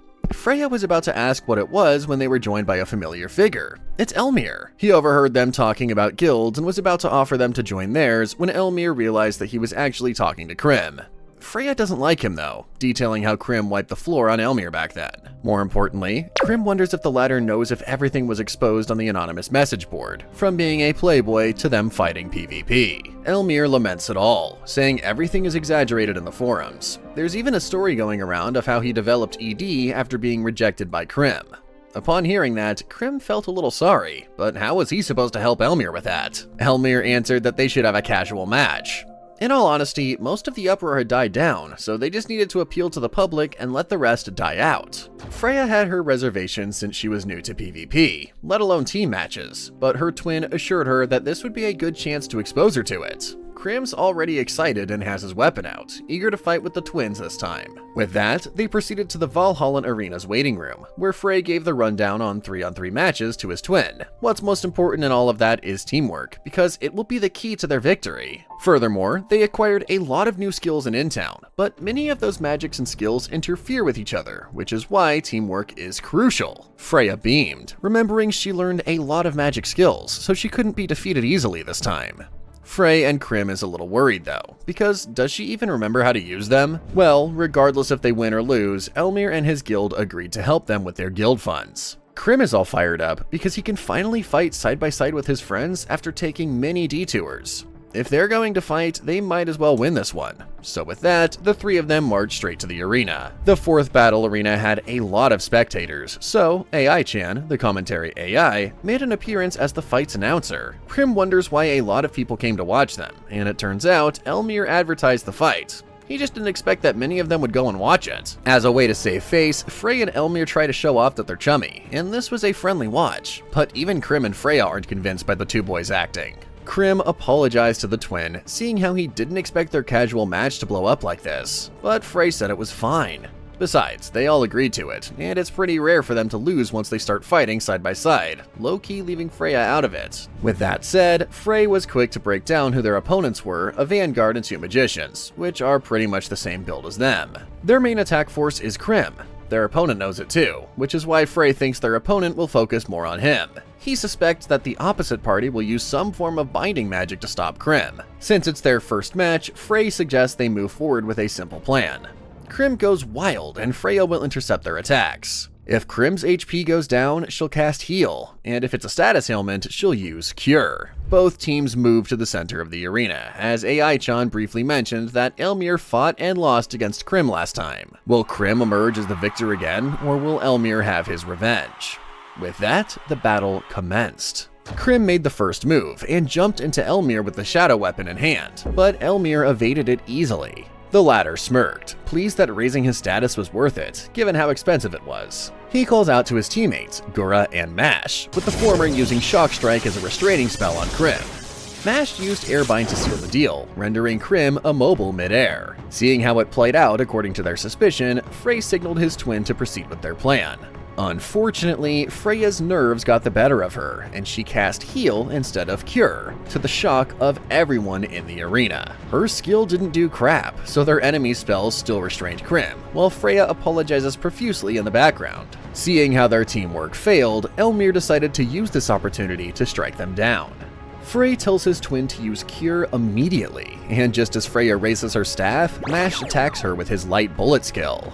Elmir commended his teammate for stopping Freya, taking advantage of how weak she is at PvP. Plus, Frey is positioned behind Krim, so he won't be able to attack Elmir.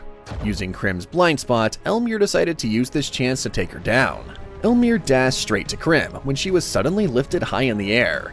That's when Elmir realized that Frey attacked Krim to get her out of harm's way. Gura tells Elmir that they only have 13 seconds until the restraining spell wears off, pushing him to go on the offensive. Elmir dashes towards Krim again, but Frey keeps his cool and asks his twin if she still has problems casting Cure on Krim. She tells him that she can't get the timing right since Mash and the others keep a tight eye on her. Upon hearing that, Frey knows he'll be having a hard time holding down the two wizards, but he has no other choice than to fight. This time, Frey uses Thunderbolt while Gura faces him, instructing Mash to take care of Freya. Krim was still in the middle of falling. It wouldn't be an instant kill, but if Elmir attacked him as soon as he landed, he'd be a goner. With 8 seconds left on her restraints, Elmir knew Krim would fall first before the spells became undone. Elmir was already waiting on the new place, where Krim would be landing, splitting Frey's focus on fending Gura and worrying over Krim. That's when he noticed Gura was conjuring flame arrows. In a split-second decision, he decided to counter Gura's flame arrows with Aqua Shot, since it's faster to cast. Gura already thought they were done for, but Mash was annoyed since the simultaneous attack produced a steam that covered the whole arena. Frey used this chance to tell his twin to cast Cure to Krim, which she was finally able to do before the latter hit the ground. Elmir thinks he already has Krim right where he wants her, only to be left speechless when the latter parried off his attack. The whole arena was in awe as Krim finally unleashed his katana skills, Shira Makuri. Ryanosuke did tell him that he wanted some advertising done about katana skills, so now's the ideal time to do so. Most of the spectators couldn't believe it. How did Krim attain katana skills? So far, no one has been able to attain one, and it's the first time they've also seen it. Little did they know, a certain small lady also stood in awe, murmuring that she finally found it. With Krim finally free from the restraining spells, now the real fight begins. Somewhere else in the arena, a hooded figure watches the battle with full attention, his comrade commenting how it was rare to see him get so excited for a fight. The said figure just told his comrade that he finds the white-haired girl interesting. Krim's big reveal of his katana skills was sensational. Freya couldn't stop fawning over him, while Frey adds that he totally stole the show, unveiling it just like that. Krim was so caught up in the unveiling of his katana skills that he forgot their enemies right in front of him until Elmir calls his name out. To his surprise, all three of them were also going nuts over his skill reveal. Now, Mash and Gura understood why Elmir was so into him, even if they couldn't help falling for Krim's awesomeness. The three were already in their own world, dissecting Krim's attacks like the crowd. Others were focused on his katana skills, while Krim's good looks. A cute girl that wields rare katana skills? A guy can only dream. Elmir was wondering where Krim got his skills from when Mash reminded him that even if Krim has a katana, there's no way to know what kind of skills it comes with. But now that she has revealed it to the world, they have an idea of how to counter it. With that, it's time for the tank to do its job. Elmir gets fired up and unveils his battle skill, Spear Thrust. Unfortunately for him, Krim parried his attack easily, which just goes to show that not only can Krim deal with normal attacks, but he can also counter battle skills. Elmir calls out to Gura for help, trying magic to stop Krim this time. The latter fires flame arrows at Krim only for the magic to cancel out. She can fight magic with katana skills too. Elmir noticed something though.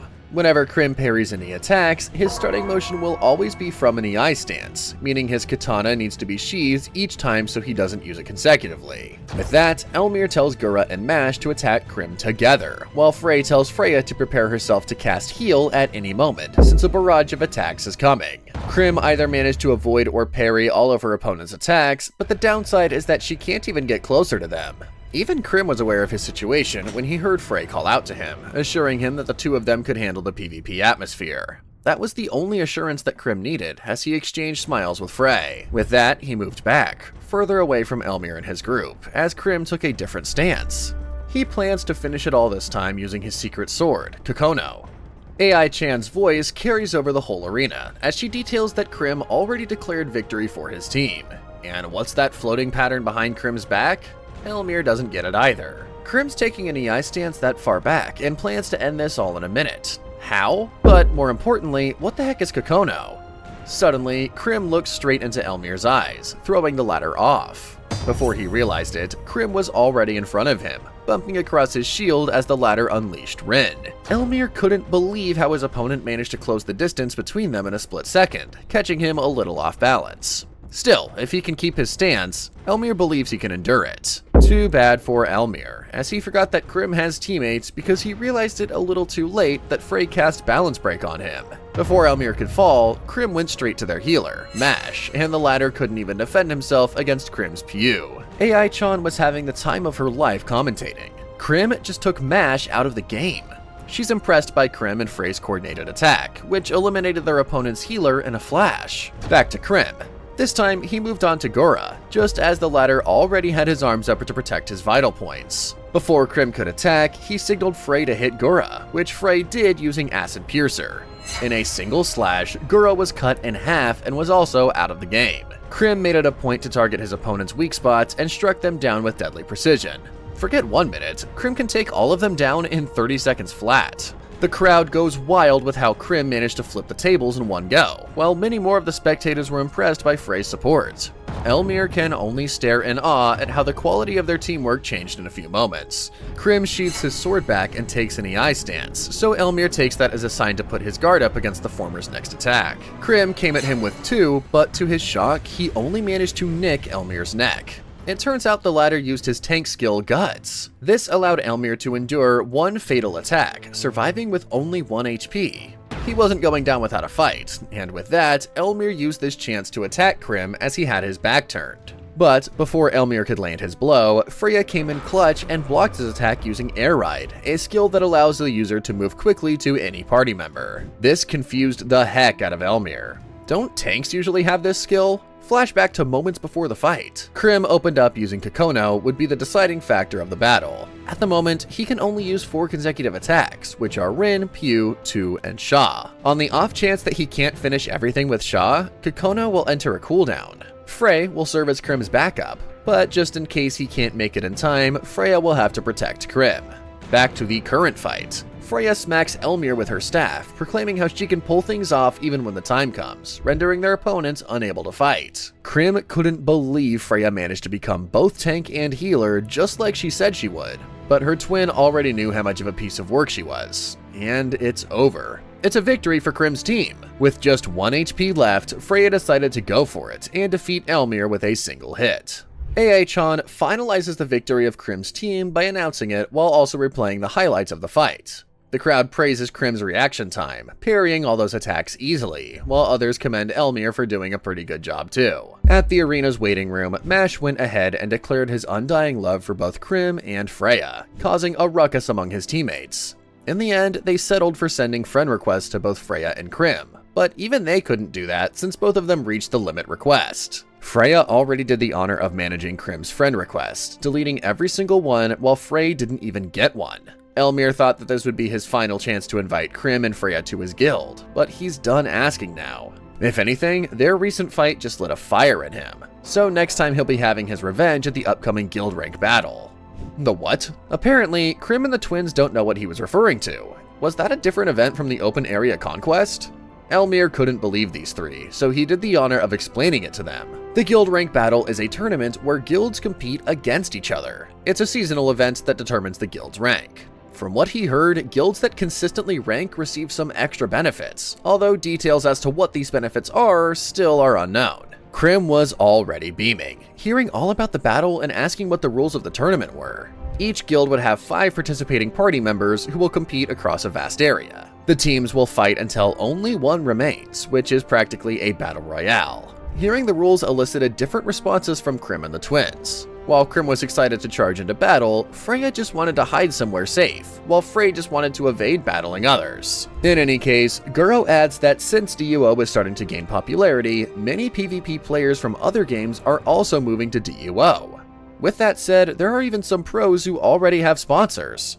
After all, it's been a while since they experienced a hit game like DUO. Soon enough, famous streamers, idols, cosplayers, and voice actors will be joining the bandwagon, which will only prove DUO's mainstream success. Elmir says that they are already a few guilds that specialize in GVG, piquing Krim's curiosity.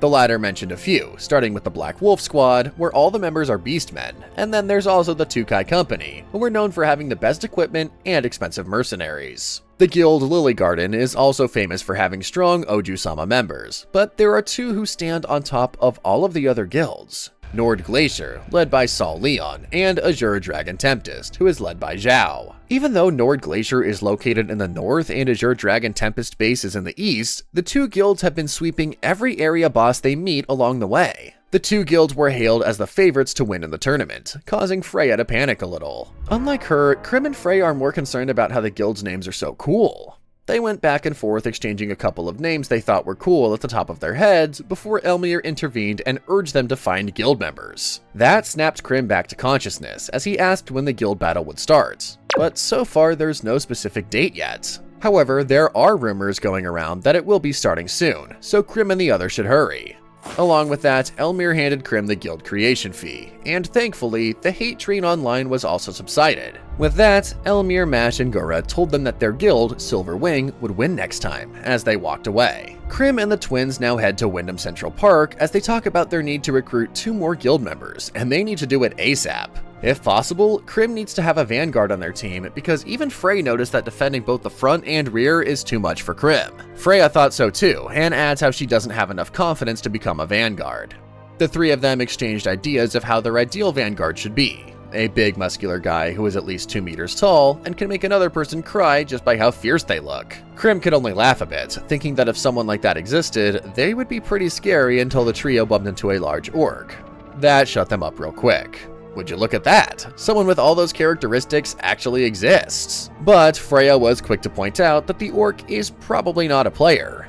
Krim, on the other hand, can't help but think that he has seen that dude from somewhere before. Since their search for new guild members is going nowhere, the twins decided to log out for a bit, leaving Krim by himself. He decided to sit at a nearby bench and contemplated if he should try using DUO's message board to recruit 2 more guild members. With everything that had happened that day, Krim finally felt exhaustion creep up on him. So before he knew it, he dozed off on the bench while thinking about how nice the weather was in the game. Unknown to him, a pair of small feet approaches him. A small girl with fox ears appears from behind, greeting Krim. However, the latter was already asleep, so the girl quickly unsheathed her katana with a smile.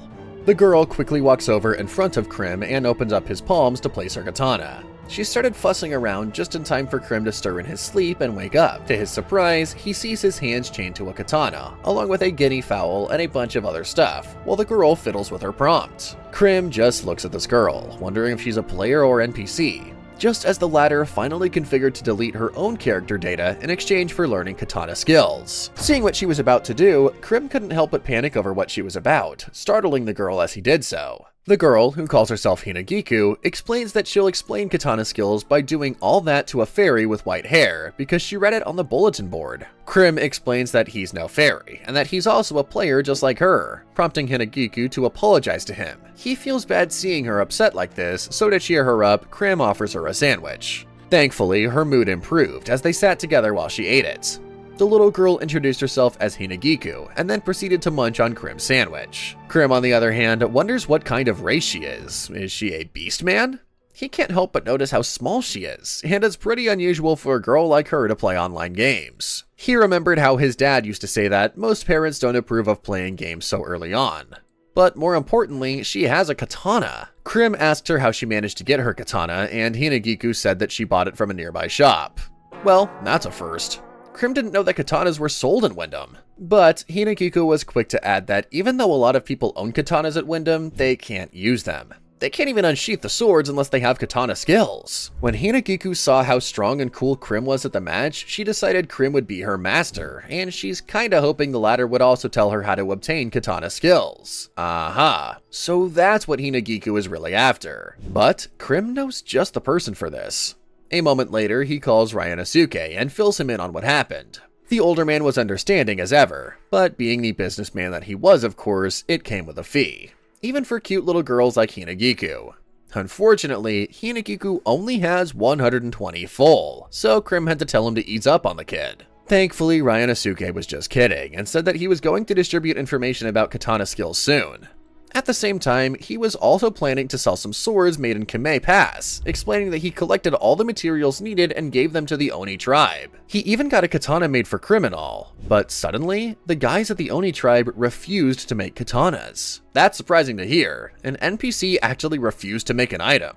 Is that even possible? Well, this all correlates to a certain event that kicked off, according to Ryanosuke. He said that the required materials needed to make the katana, like the ore, became unavailable out of the blue. From what he discerned, this event seems to be combat-based, so it would be difficult for Ryanosuke to handle. Here's where Krim comes in. If he can solve this problem for Ryanosuke, then he doesn't have to pay the older guy for information about katana skills. Hinagiku was more than happy to help out. Meanwhile, back in the real world, Hijiri was out with her friends, checking out some bags. Her friends already decided on what to get, but Hijiri remained as indecisive as ever. They were about to help her choose something when she received a call from Ku. He was asking if she was still out shopping with her friends, which Hijiri affirmed. She also filled him in on how they're choosing bags to go with their new school uniform, saying she'll send a photo later. Trivial issues aside, Ku tells her that he needs help in DOO and asks Hijiri if she can come back to Kame Pass at 8 p.m. later. She was more than happy to do so and said she'd be there. Come 8 p.m., Krim and Hinagiku were the first to arrive at Kame Pass, quickly followed by the twins. Krim already informed them beforehand of Hinagiku, so they weren't surprised to see the little girl with their friend. Hinagiku, on the other hand, hid behind Krim as she greeted the two nervously. In all honesty, Frey had his suspicions about Krim, thinking his friend might have started to take advantage of his character as a girl, but Krim cleared that one out. Anyway, Frey also asked where Ryanosuke was, but Krim said that the older man chatted with him for a bit before going off, giving Krim free rein on the quest. Speaking of the quest, Krim suggested they split up and look for clues to get some info about the event. Frey offered to ask the blacksmith, while Hinagiku said she'd check the food stalls. As for Krim, he decided to look for Matu when he finally saw the swordmaster sitting high up on a balcony. Krim quickly went over to see where she was, much to Matu's surprise. She did say before that Krim's welcome to return anytime, but she didn't expect him back so soon. Krim had to ask first if he was bothering her, but Matu assured him that it was fine and asked what he needed. He began by saying he heard from Ryanosuke how they can't even make weapons anymore. The swordmaster revealed that the reason why the Oni tribe can't forge katanas anymore is because they don't have the steel of hatred to forge it with. It's a type of steel that's filled with hatred and anger, as the name suggests, and is the perfect material for forging a sword into a demon sword. According to Matu, the men who entered the mine never returned. As a result, rumors spread like wildfire about how they think it was due to some accidents happening, while others think that this was the doing of a monster. Personally, Matu doesn't care about it, even though men in her village died.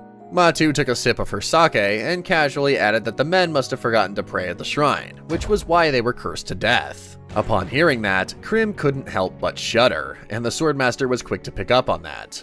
It seems that Krim's not good when it comes to dealing with anything scary, even though he tried to brush it off. With that, Matu urged him on and let Krim handle it, prompting a quest start to pop up. Matu told him that they'd be entering the sacred mountain Rakume, which is a hallowed place where the lost souls wander. Krim gulped nervously, making Matu ask if he was really not scared of it. Of course not. Krim nervously assured her that this would be a piece of cake.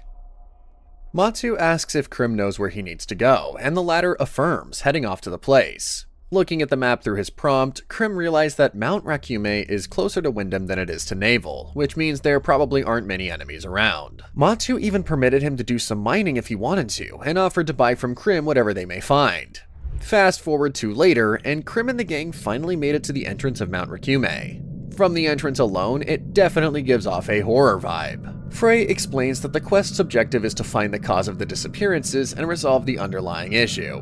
This time, they're accompanied by one of the Onis from the village to lead them the way. It's not that special, at least to Krim's eyes, and he was quick to bail out if not for Hinagiku, who grabbed his arm. Meanwhile, the twins already knew that their friend was not the best when it comes to handling anything horror. Hinagiku couldn't help but ask if her master is scared, but Krim was quick to defend his side with a litany that Hinagiku could only agree to. He was just explaining how the elements of horror in net games use low-budget gimmicks to scare players when he suddenly came face to face with a few supernatural entities in the area. Krim was quick to smack the poor NPC, even though the latter did nothing wrong but stand right next to him. In the end, Krim offered to hold Hinagiku's hand so she wouldn't get scared, letting slip how he hasn't decided whether or not he was going to accept Hinagiku as his pupil. But when Hinagiku says that she won't hold his hand, Krim was quick to backpedal on what he said.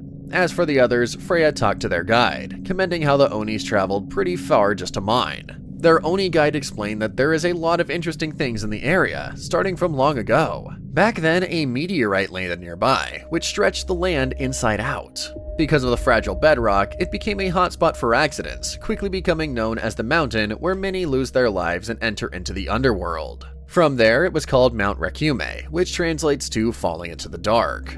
Because many people have fallen and died in it, the grudges of the dead grew stronger each year. Their emotions manifested as steel filled with pent-up resentment. Once harvested, this material becomes the steel of hatred. The Oni adds that the spirits around the area are just mischievous, but they grow more evil the deeper they go into the mountain. So, if you don't want to be taken away, you should pray at the shrine ahead. Hinagiku and Frey were both impressed by the lore behind the mountain, though Frey was more worried about the potential enemies they would face. He was about to suggest to Krim that they should investigate the area, but Krim was already praying with the Oni at the shrine. Finally, they reached the mine's entrance, where it was illuminated by moonlight. The Oni told them that he'd start mining and even offered to lend the party some of his tools. Since they were given the green light, the four of them decided to just dig around for a little while. Each of them got their own pickaxe and started digging. Both Freya and Hinagiku managed to strike a good part and easily mined small fragments of the steel of hatred. This got Krim riled up and started mining too, until Frey reminded him that the amount of available steel they mined easily just showed him how many spirits were present there, scaring Krim again. After a little while, Krim noticed a loot bag not far from where they were mining. After all, when a player dies, their resources get dropped as a penalty, just like the ore.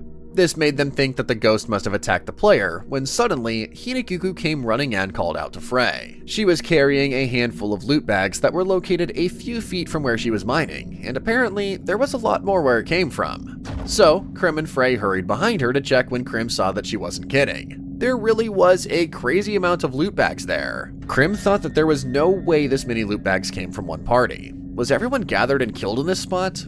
Frey shared the same sentiment and theorized that this must be a monster's doing, but Krim pointed out that there are hardly any enemies in the location. They were still looking around when Krim noticed several arrows stuck to the ground.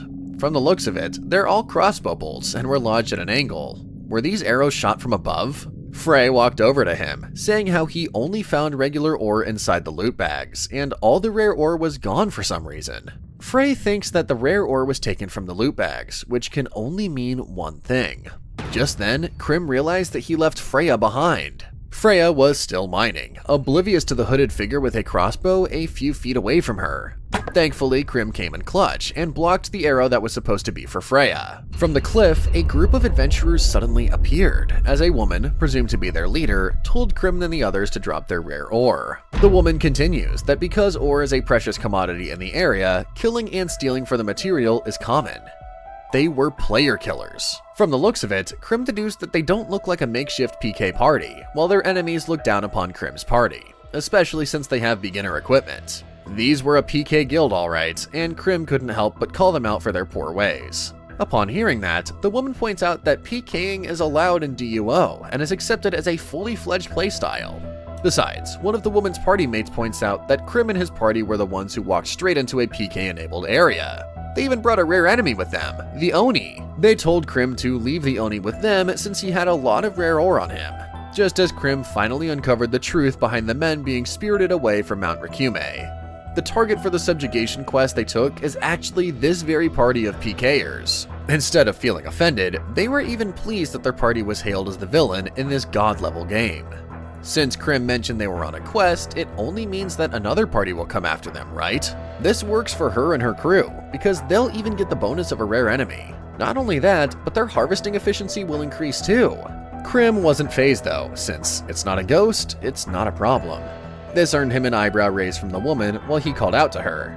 He comments on how they seem comfortable dealing with other players, but they shouldn't get too comfortable. making her even more irritated. With that, the lady leader of the PK Guild signaled her party mates to begin the hunt. Upon hearing that, Krim and Frey stood on guard, but their opponent smirked, saying they should keep their eyes out on something else. It took a moment for Krim to realize that one of their opponents may ambush them, and he was right. A man came up from behind them and targeted a Hinagiku, claiming kids like her should stick to playing kid games. Fortunately, Hinagiku managed to block his attack, despite taking a fall from the brunt of his blow while the latter made a run for it. Krim finally realized that the enemy guild had already surrounded him from the start. Meanwhile, Freya checked on little Hinagiku, and thankfully she was okay. The man makes fun of Hinagiku while trying to regroup with his party and getting on Frey's nerves. He is about to attack the man just as Krim scans the area to see if more of them are coming. The leader of the enemy guild smiles grimly, seeing her plan unfold skillfully. The man from before managed to rally a horde of monster party killers, surrounding Krim's crew from all sides. What's even worse is that all these monsters are high level from deep in the mountain. The enemy enjoyed seeing the look of distraught on Krim and the crew's faces, highlighting how they never intended to fight fair from the start. What's more, they intend to kill Krim and the others, waiting to shoot them down in case they tried to escape.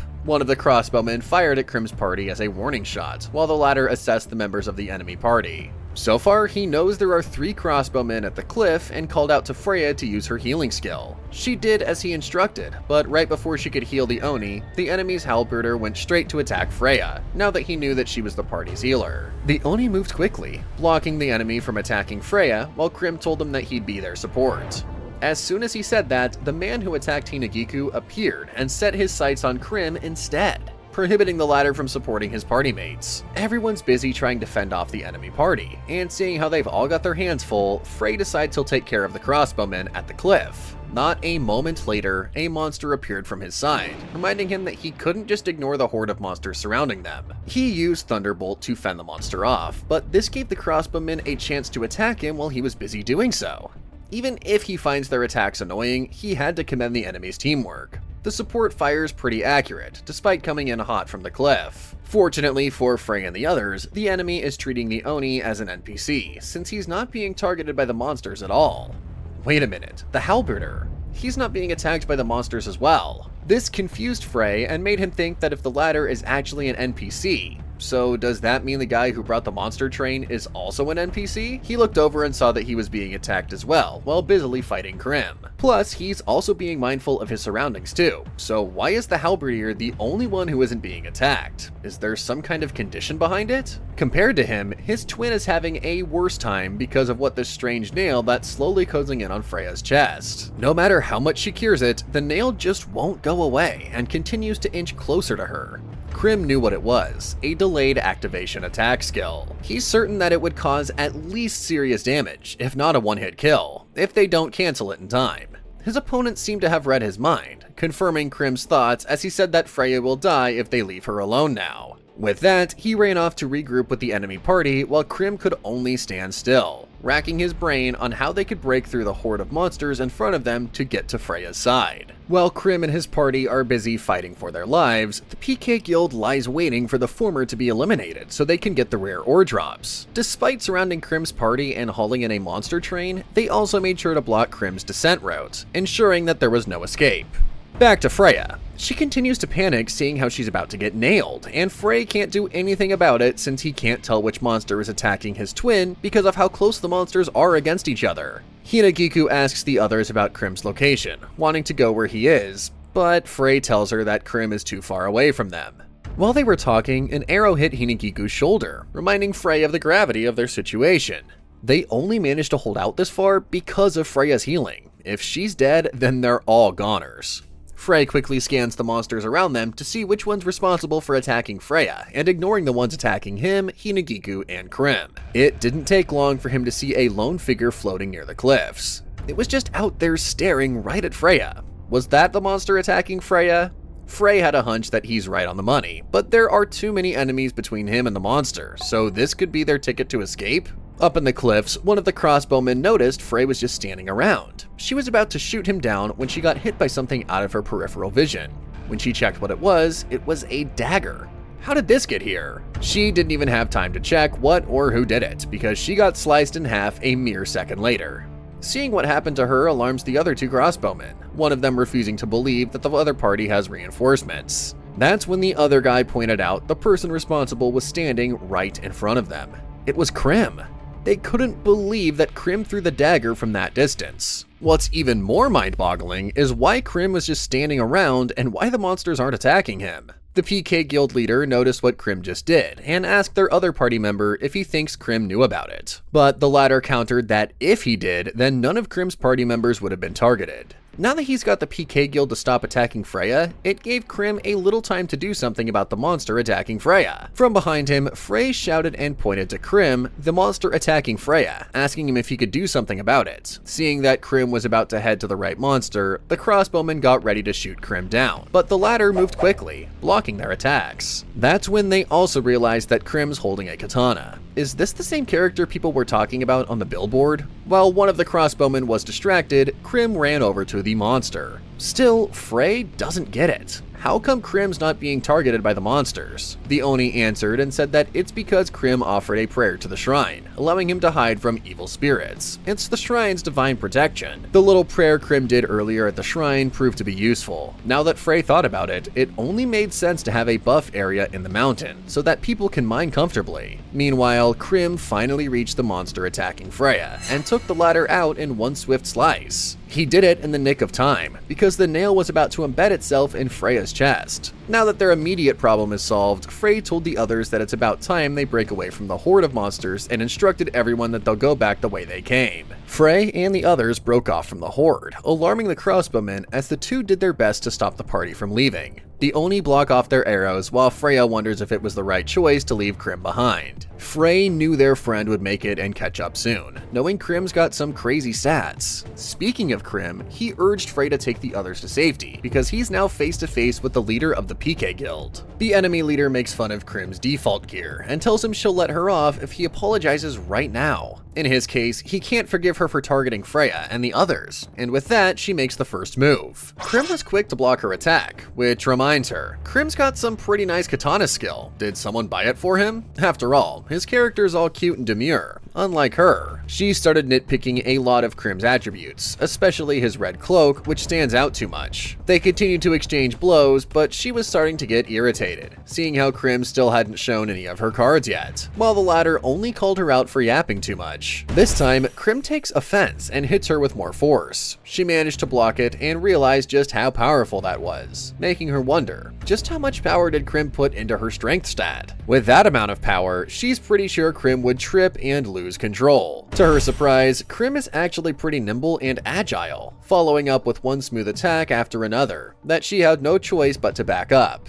The enemy leader believed that if she just put some distance between them, she could manage to hold off. She couldn't afford to lose right now after taunting Krim so much, especially not with the latter sporting mere default equipment. Unfortunately for her, her chance never came, and after that recent hit Krim just did, it made her realize something. She has seen Krim's fighting style before. She moved back just as Krim commented how she had gotten quieter compared to before. In his mind, he noticed how she was good at reading people and attacks. From the look of things, it'll take a while for him to regroup with the others, so he counts on Frey to keep the party together in his absence. Back to the rest of the part. Freya asks if leaving Krim behind is okay, and her twin assures her that Krim not only specializes in PvP, but also doesn't have to deal with this horde of monsters like they are. If anything, Freya should be more worried about themselves, since if these monsters catch up to them, they'll be dead meat. But that's not even the worst part. They've caught monsters up ahead too, and speaking of it, one of them just attacked and almost sent the rest of the party flying. Freya asks her twin what they should do since he should have a plan, right? Too bad Frey doesn't, much to Freya's disappointment. Hinagiku asks if he shouldn't have something up his sleeve. After all, people in anime who wear glasses are supposed to be the smart ones. Freya countered that her twin only wanted to look smart, which is why he wears glasses without any lenses, causing the two to squabble for a bit. Suddenly, the halberdier appeared from their side, and this time he was set on them all down. He was about to attack Freya when Hinagiku jumped in to save her. Frey was stunned seeing what just happened. Did she just parry a halberd while in midair? Now that he thought about it, Hinagiku was able to react faster and fend off the surprise attack from the other guy earlier. And here he thought she was just a beginner, but it turns out that she's got some skill. With that, he asked Hinagiku if she could take care of the masked man when he caught up to them, while the Oni wanted them to be wary of the enemy coming up front. The monster fired at them and managed to hit the cliff, thus leading to its collapse just as Freya was quick to pull Hinagiku to safety. Frey was watching watching them all this time, making him wonder if it's more dangerous for them if they're along the cliffs. But if they don't stick to the side, they'll be surrounded by monsters. Right now, the Oni is their best tank when it comes to physique and stamina. Thanks to his huge body conceals them from the monsters so they can hide in his shadow. The gears in Frey's head start to turn, and this time he asks the Oni if he could be their shield. The latter obliged as he instructed everyone to cut through the horde of monsters, assigning Freya to heal the Oni as the support. Frey's plan worked, because now the crossbowmen find it hard to shoot them down because they're hiding behind the Oni. What's more, the Oni is effectively blocking all of their arrows, so it won't be long before Frey and the team could break off. They were almost nearing the place where they entered earlier, when the crossbowmen noticed one of their own, the one who crept up and attacked Hinagiku, running straight into Frey and the others. Behind him is a trail of monsters he gathered down the descent route, leaving the crossbowmen pleased with what he did. It's only a matter of moments before Frey and the others are sandwiched between monsters, and this time they're trapped for sure. Freya and Hinagiku saw the incoming horde and realized the enemy's play. They were going for a pincer attack. Seeing what's about to happen, Freya offers to sacrifice herself by activating his taunt skill to lure the monsters away, so that the rest can get to safety since she's the weakest in the party after all. But Frey said no one needs to be sacrificed because he finally came up with an idea. Freya and Hinagiku were happy to hear that, especially since the former was scared to act as bait. The crossbowmen saw that Frey and the others continued to run straight to the monsters and got ready to shoot them down as soon as they stopped moving. Frey fills them in on his plan, starting with his twin. Freya would play the bait and lure all the monsters, leaving her distraught. In his defense, she is the party's tank after all, so it's all up to her. Freya listens carefully to what her twin has to say, realizing that she's playing the tank for real this time. She's feeling nervous, but believes that everything will be okay, because it's not like the first time. She knows what she's doing this time. Frey and Hinagiku check if everything's good with her, but Freya can only stutter in agreement.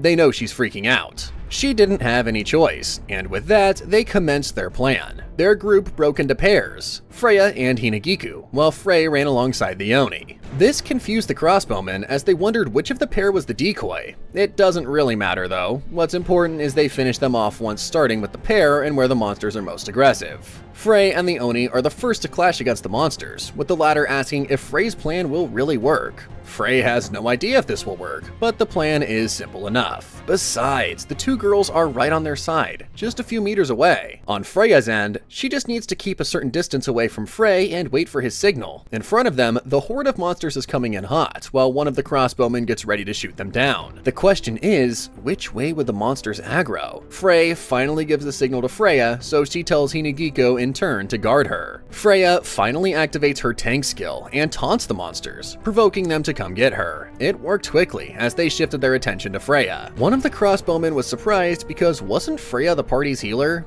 Even the monster train rallied by the enemy's party member was lured to Freya's side, freeing Frey and the Oni's front. It's now Frey and the Oni's turn, though honestly he has no idea if this plan will work. With the combined skill of the Oni, the unleashed Galestorm and Heaven's Reversal on the last few monsters in front of them. Seeing what they just did, the crossbowmen were confused because the monsters weren't even aggro with them. They finally discovered a moment later as they saw the monsters flying in their direction. Frey and the Oni's attack had knockback. The cliff from where they were standing collapsed, making them fall.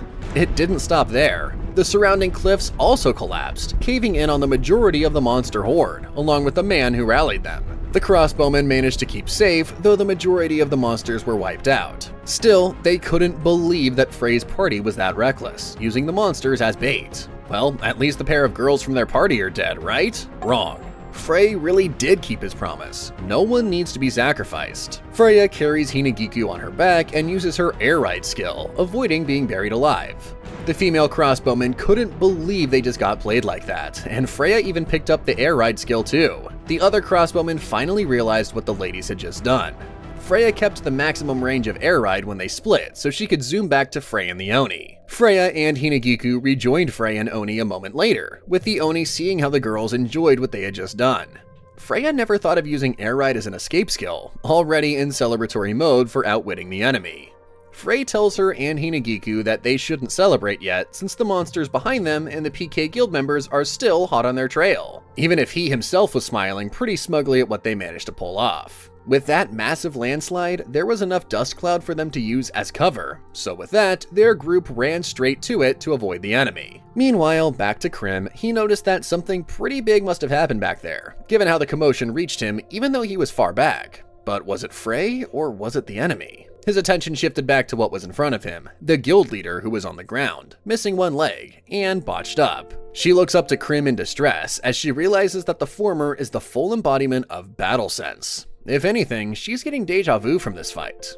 Wait, she remembers it now. She and Krim have met before in another game. The crossbowman saw Frey and the rest run straight into the cloud of dust, making the monsters lose sight of them. The female crossbowman suggested they catch them since there's more than one way to descend the mountain, when they noticed that one of their party mates also survived. They were wondering if they should split up and chase them, but their cyborg-like member says he can see Frey and the others. Unlike them, their leader is in pretty bad shape, losing a leg and on the ground while Krim looks down on her. She finally remembered that she fought him before. At least she thought she did, in another game. The enemy leader vaguely remembers that it was in one of those swordplay games and how he was a knight with a red cape. Even though the one standing in front of her is Krim right now, she could remember flickering memories of that night. This made her believe that Krim and the knight were the same person. Other than that, she can't remember anything else. But whatever, it doesn't matter. She's missing a leg right now, and what's important is she has to get away. Just when she finally thought of that, Krim moved closer to her and was about to finish her off since he doesn't enjoy tormenting others. The guild leader frantically told him to stop and surrender, which is pretty surprising for Krim, a party killer member, and its leader at that,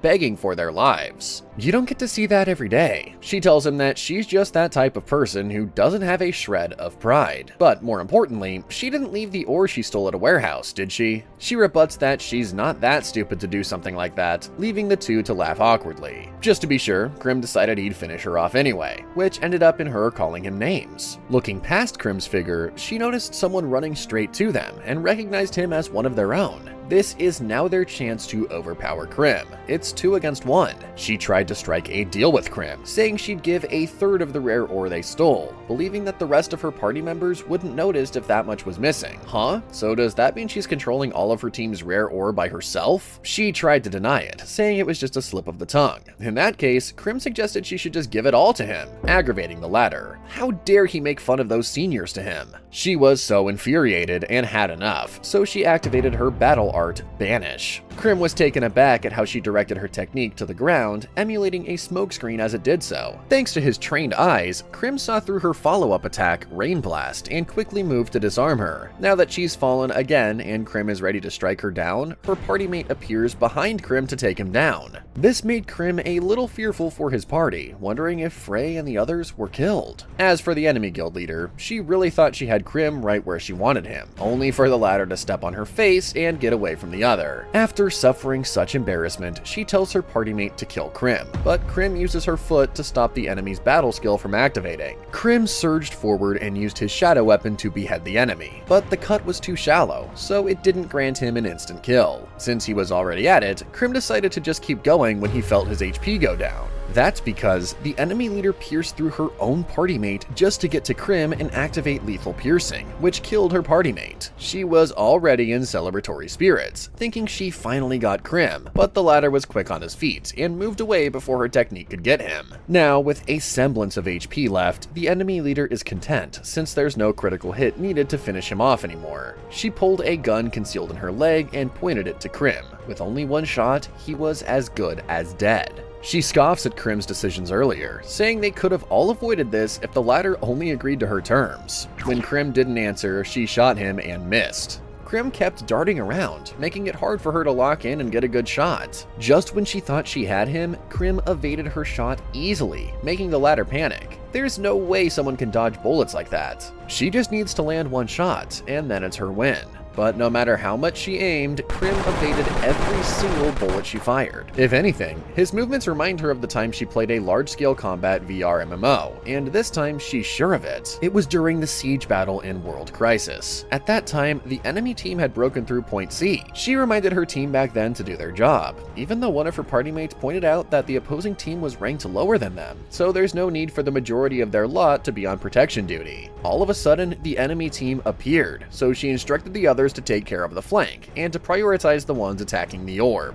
As for her, she fired at the incoming knight only for the latter to dodge it. Even her party mate saw him do so. However, the knight kept on dodging every one of her shots. Krim's team from then on was as impressed as ever with his skills, and he was known as the Headhunter. One of the soldiers found his name disturbing, but more importantly, can the Headhunter really see bullets? The answer is no, but he does instead provoke his enemies into attacking him. With that, he can predict the moment they'll pull the trigger. Simply put, someone who's running sideways here and there is hard to aim at, but someone running in a straight line would be a good target. The Headhunter moves unpredictably at first, but for a split second, he'll mix it with a movement that's easy to read, taunting the enemy to take the shot, which they usually do. By this point, he can more or less gauge when the next shot will be fired. Furthermore, he factors in a couple of other things: the enemy's eye and finger movement, and the steadiness of their arm when they prepare to shoot. By analyzing all of these, the Headhunter then uses his extraordinary sense of hand-eye coordination to evade the shot. Since they're not using controllers, the resistance of pulling a trigger in VR is almost the same as in real life. It requires a deliberate application of force. When you take a shot, you can't stop yourself from pulling the trigger, even if your target disappears in front of you.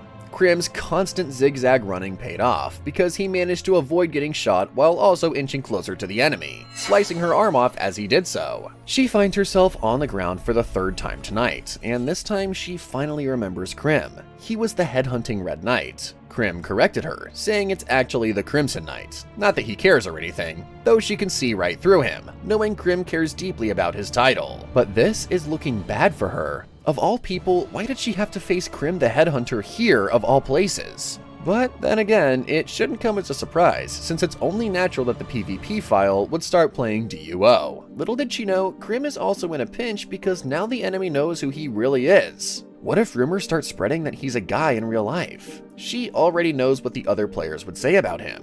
What's even worse is that he's stuck in the game for the next 3 months to boot. Krim tried to make a deal with her. If she kept quiet about his identity as the Headhunter, he'd let her go. The two of them spoke around the same time, with the enemy leader speaking loudly over Krim, saying that she never knew the Headhunter was a girl all along. She never would have guessed it due to the armor he was wearing. But huh?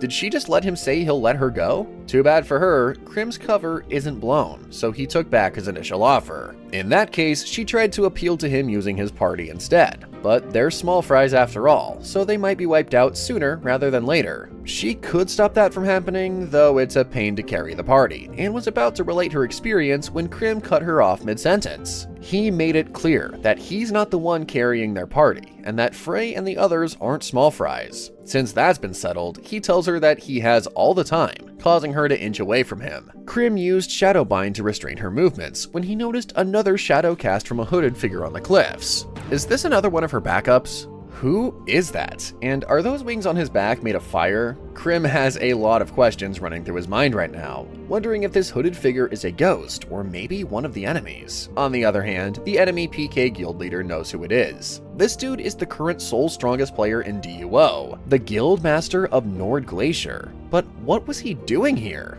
Well, whatever, it's a golden opportunity for her. If she can get Krim to fight him, the former would lose. As much as she hates to admit it, Krim is pretty strong. But because she fought the Guildmaster of Nord Glacier, she knows the latter's skill is on a completely different level than Krim. Since she's going to die anyway, she might as well bring Krim down with her. With that, she called out to Nord Glacier's Guildmaster, telling him to come down. Upon hearing that, it made Krim think that the other guy is part of her crew. But is he really? As if on cue, the hooded figure leaped and landed with so much force that the ground beneath them collapsed. The enemy leader and the guildmaster went down under, but does that even count as an attack? More important than that, who would have thought that there was actually an underground mining tunnel from where they were standing? Krim didn't know there was an escape route, but was the hooded figure really trying to do that? It didn't feel like he was trying to attack that spot. If anything, it more so looked like he was trying to land. A person like that with an unbelievable weight and a pair of flaming wings. Does it come from skill or a certain racial trait? All of those thoughts don't matter right now, because right now, Krim was having a hard time deciding whether he would chase after this mysterious dude or not. With all that dust cloud floating about, he can't see anything below. With barely any HP left, Krim will be a goner the moment he goes down there. On the flip side, if he's going down there, he needs to go down there now, before the smoke settles in. All this overthinking got Krim grinning, and in the end, he decided to jump in. After all, this is not the time to hesitate. It all boils down to a battle of speed. As soon as he landed, he quickly scanned the place. The PK guild leader only has one leg left, so she couldn't have gone far. Suddenly, he hears someone apologize to him for interrupting their business, and he doesn't know there is an underground tunnel. Krim has his guard up, hand ready to draw his katana, saying there was no way he'd trust the word of some random dude. Their exchange was interrupted when the girl's voice echoed, thanking the guildmaster for his sudden appearance. They both turned to see that she was already in a minecart, scoffing at Krim's win as she pushed off her cart while cackling. With brows furrowed, Krim turns to the guildmaster, asking who he is if he's not with her. The latter finally introduces himself as Sol Leon, the guildmaster of Nord Glacier. He came to Mount Rakume when he heard a PK group had already made a base at the location.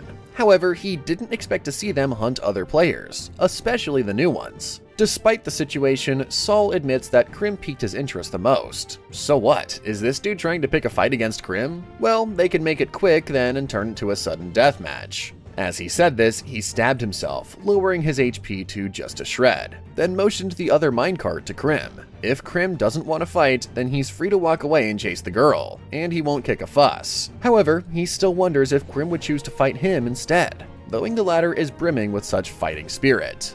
Back to Frey and the others. They return to the shrine where Krim and the Oni prayed earlier. Frey stressed that they returned to get the shrine buff so that they no longer had to deal with the monsters.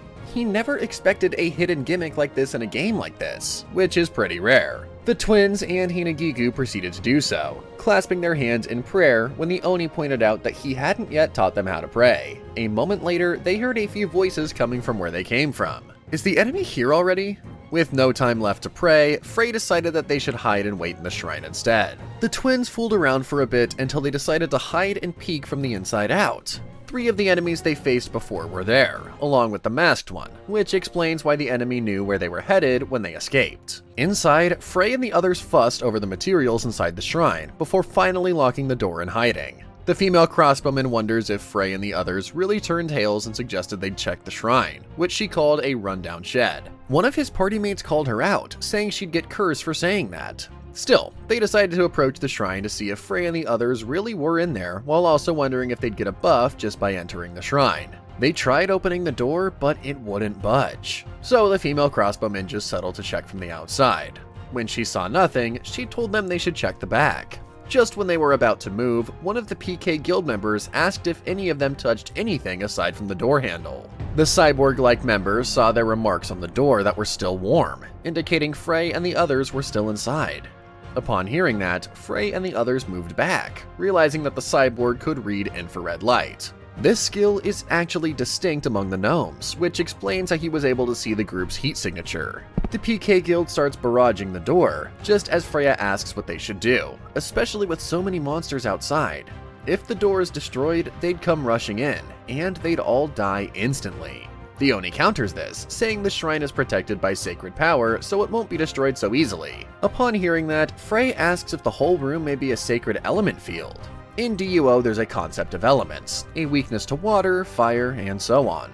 A place like a church would have a sacred element field in it, so if a demon enters one, it would weaken instantly. Following this logic, it wouldn't be strange if a shrine also had that attribute, and since the structure they're staying at could have that, then the monster might also get debuffed when they enter it. Their conversation got cut short when the female crossbowman yelled from the outside, calling them out again.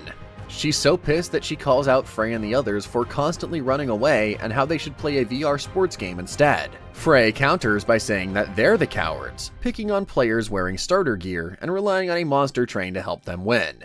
The two's rivalry was so intense that Freya had to hold her brother back since he was scaring Hinagiku. Frey looks over her, commenting how the little one had been fine up until now, only to see Hinagiku shivering and muttering something in the corner. Freya relates how she used to get hate comments after they played games back when they were little. Even though she knows that they're just text inside the screen, it was pretty scary for her to receive so much hate, to the point that it was almost enough to make her want to quit. Freya thinks that Hinagiku has just been putting up with it all this time, but if this continues, she might log out and never play again. This is why she suggests they let Hinagiku escape.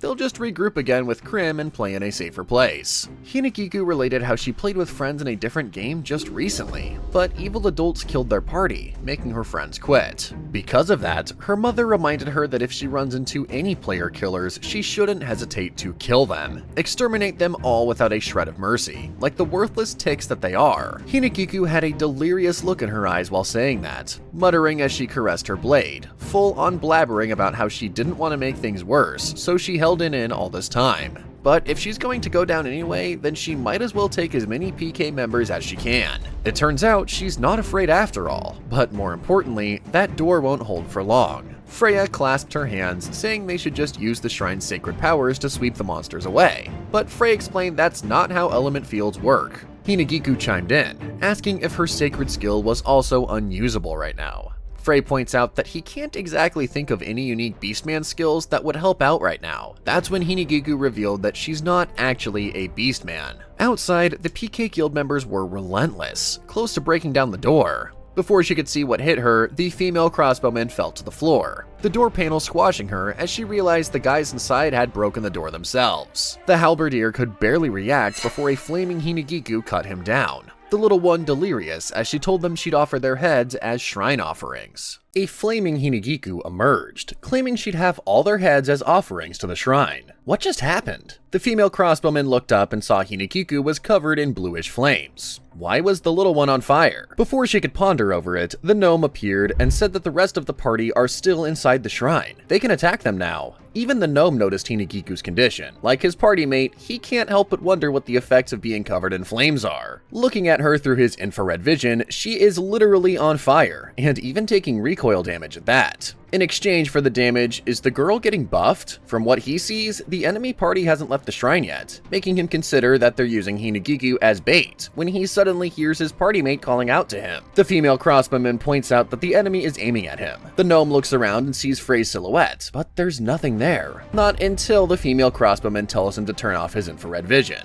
Now, he could finally see that Frey is using a water-based attack, which prevented him from seeing it earlier. Frey outsmarted the gnome, using his infrared vision against him, and before the latter could defend himself, Frey already took him down with his attack. Seeing her party mate get taken down, the female crossbowman becomes frantic, not knowing what to do next. After scanning the area, she noticed Hinagiku and decided to attack her instead. But as she drew closer, that's when she noticed that the latter had already killed their halberdier. The gnome must have sensed the panic evident in the crossbowman's eyes. He fills her in that even if our party mate is dead, all the monster will aggro to Hinagiku now. So if they leave her as she is, she'll die on her own. The Oni suddenly came up from behind and swung at the gnome, only for the latter to reveal a new weapon.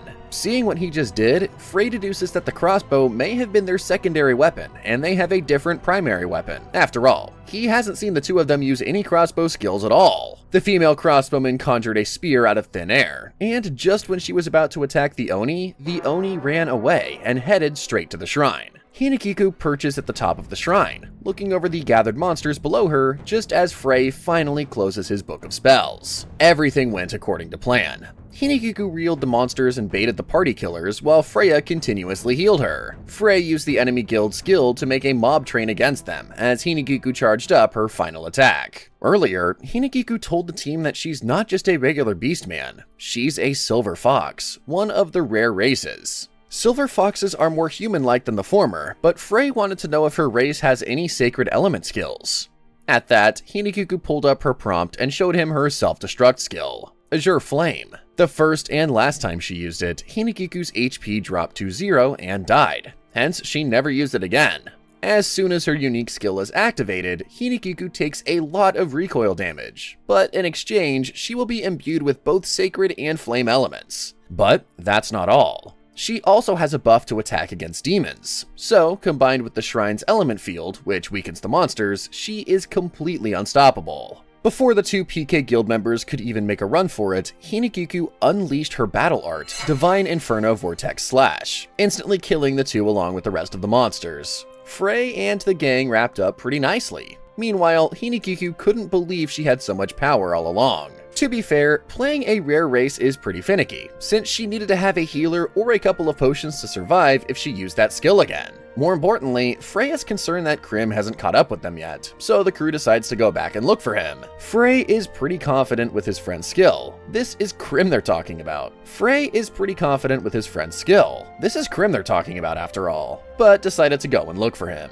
Upon returning, there was no sign of Krim or any of the enemy guilds anywhere, which got Hinagiku thinking that Krim must have been kidnapped. Both she and Freya couldn't help but imagine Krim caught in a precarious situation, running wild with their imagination, until Frey pointed out the large hole underground. Hinagiku's nose twitched, saying that she could sense Krim, and even Freya joined, adding that Krim is inside the hole, so they all decided to jump in and check. Frey reminds them to keep their guard up since enemies might still be lurking there until he notices the multiple battle scars that decorated the place. From the looks of it, an epic battle must have taken place, making him wonder if the enemy guild leader used such a weapon. Freya suddenly calls out to Krim, seeing him lying on the floor not far from where they are. The rest of the crew crowded around Krim, asking if he was okay, but the latter remained lying down as he told them that he was happy they made it out and won. That is, until Frey asked if Krim lost. Flashback to before the underground tunnel was wrecked. Krim and Leon engaged in a sudden death match with only a speck of HP left on both their ends. Whoever gets the first hit will be the winner, and with that said, both of them were quick to draw their weapons. Leon went on the offense, and even though he swung pretty wide, Krim noticed how the latter didn't even leave any room for a counter. From the looks of it, this guy's your typical power build that Krim couldn't even help but ask how he'd risk such a bold attack even though they're engaged in a sudden death match. Leon only snickered and retorted that one who never commits will never win. This time, Leon thrust his sword, using it as a spear that Krim had no other choice but to keep defending. Compared to him, Leon starts his attacks faster, which puts Krim at a disadvantage. Not only is Leon taller, but he also has a long reach and a longer sword, which more than makes up for his slower movement and wider range when swinging the sword. Krim is a better fighter when it comes to close range combat, so this totally puts him at a disadvantage since his attacks can't reach the other. Leon asks why Krim wasn't attacking, but rather than wait for the former to fight back, he decided to go on the offensive again. Because he kept retreating, Krim found himself backed against a rock pillar, which he quickly moved away from. Leon slashed it in one go, and because Krim is still in midair, his opponent decided to use this chance to finish him. Krim conjured his shadow weapon at the last minute, blocking Leon's attack that left the other impressed. He didn't expect Krim to produce another weapon, just as the latter moved back and put some distance between them. Leon says that in the world of DUO, he didn't expect that Krim could dual wield without any battle arts or assistance from the game itself. In Krim's defense, he doesn't feel right fighting Leon with just a single weapon, besides the fact that the latter had more of an advantage when it comes to physical attributes. Krim figured that he just needs to get up close and personal against all odds and eliminate all of Leon's advantages. This time, Krim went on the offensive, while Leon could only parry or block his attacks. Since they were at it, the two were bantering about how Leon's attributes were incredibly stacked against Krim's, though the latter did point out that Leon may be vulnerable to the attacks above. Just then, Leon's weapon starts to crack. Krim thought that this was his chance until Leon pulled the minecart tracks from underneath him, throwing Krim midair and catching him off guard. Leon used this chance to punch Krim in the face, knocking him to the ground. As he lay there, Leon approached him and said that he thought he could KO Krim with a single punch. But seeing that Krim is not disintegrating, Krim must have a high level of self-healing. Well, a win's a win, right? Upon hearing that, Krim asks him if he's not going to stab him. Leon points out that finishing someone off who can't move is just poor taste, and they agreed to do a sudden death match. Leon knew he won the moment that he got that punch in. More importantly, he wanted to know if Krim would take part in the guild rank battle. He feels disappointed that they held a lot back this time, but then again, they agreed to this fight. As Leon walked away, Krim vowed that he'd definitely win next time, just as he retorts that he'd be a lot stronger the next time they meet, and he hopes that Krim will also be the same. With that, the two promised to fight using everything they had the next time around. Krim finished relaying all of this to Frey and the gang, with the latter surprised that a big shot like Leon would actually come there. Krim asked them what happened to the loot, which confirmed what Krim knew all along. The leader of the PK guild was in charge of it. Hinagiku comments that she'll kill her off, much to Krim's surprise when suddenly they hear something approaching from a distance. It was the leader of the PK guild. Krim and the rest were speechless. While the enemy leader asked how they managed to get ahead of her, to be fair, Frey pointed out that she was the one who came up from behind just as the Oni finally explained what just happened. According to him, if you don't throw the switch to change tracks, you just end up running in circles.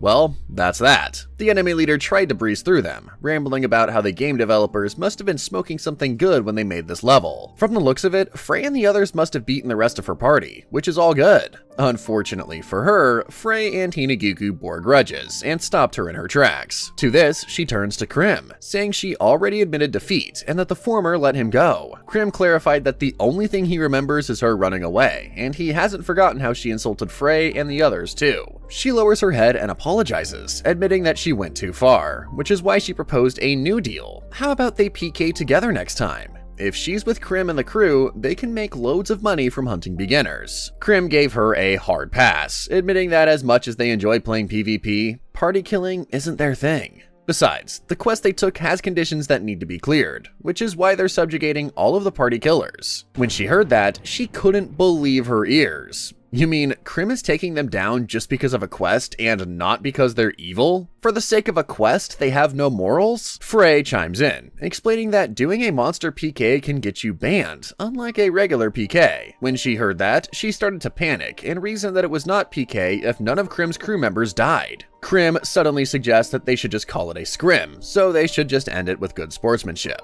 She just had heaved a sigh of relief when Krim cut her down, producing a loot bag out of her body as he did so. As the loot spluttered out of her body, she cried out and thanked Krim and the others for playing against them, but not after she gave them the finger. Freya couldn't believe how there was so much loot inside her. Frey suggested they should keep it to themselves, since if they posted it on the bulletin board, many scammers would surely claim it belonged to them. Looking at it all, even the Oni comments show that the PKers had a lot of victims. Krim is already celebrating since there are a ton of rare ores apart from the Steel of Hatred. Freya just wonders if some others will report them, but since the quest is already finished, Krim suggests they return to Kimei Pass. Krim and the others made it back to Kimei Pass, where they were welcomed warmly by Matu. As Krim sat together with her, he filled her in with the reason why the men in their village kept disappearing, because of the PK Guild. Instead of feeling pity for them, Matu thinks that the men must be lagging behind, which is why she instructs them to train again. As far as she's concerned, the PK Guild won't be going to Mount Rikume anymore, but just to be sure, she'll have the women of the village accompany the men when they go there. While Krim is eating, his game prompt pops up, just as Matu gives him permission to use the village's facilities whenever, including the inn and the onsen, along with many other benefits. While she's at it, she extends the invitation to Krim to move into the village, though the latter says he'll just think about it. After his meal, Krim sat by the bonfire by himself, recalling his conversation with Leon. With an exasperated sigh, he remembered what the latter said to him about getting stronger, mumbling to himself that Leon is strong enough as he was. Suddenly, Frey appeared from behind and joined him by the fire, as the latter filled him in that they had already wrapped up sorting out the items. Krim thanks him for a job well done and asks how the others are faring. So far, Hinagiku managed to acquire katana skills, thanks to Krim's coaching, and Matu would personally forge a katana for her. There was a pause before Frey shared what he heard from the others, and it sounded like Krim barely even lost to Leon. Still, he asked his good friend if the loss bothered him. Krim hummed before saying that he wasn't really bothered by it. If anything, Leon was a dual wielder like himself, which was pretty cool.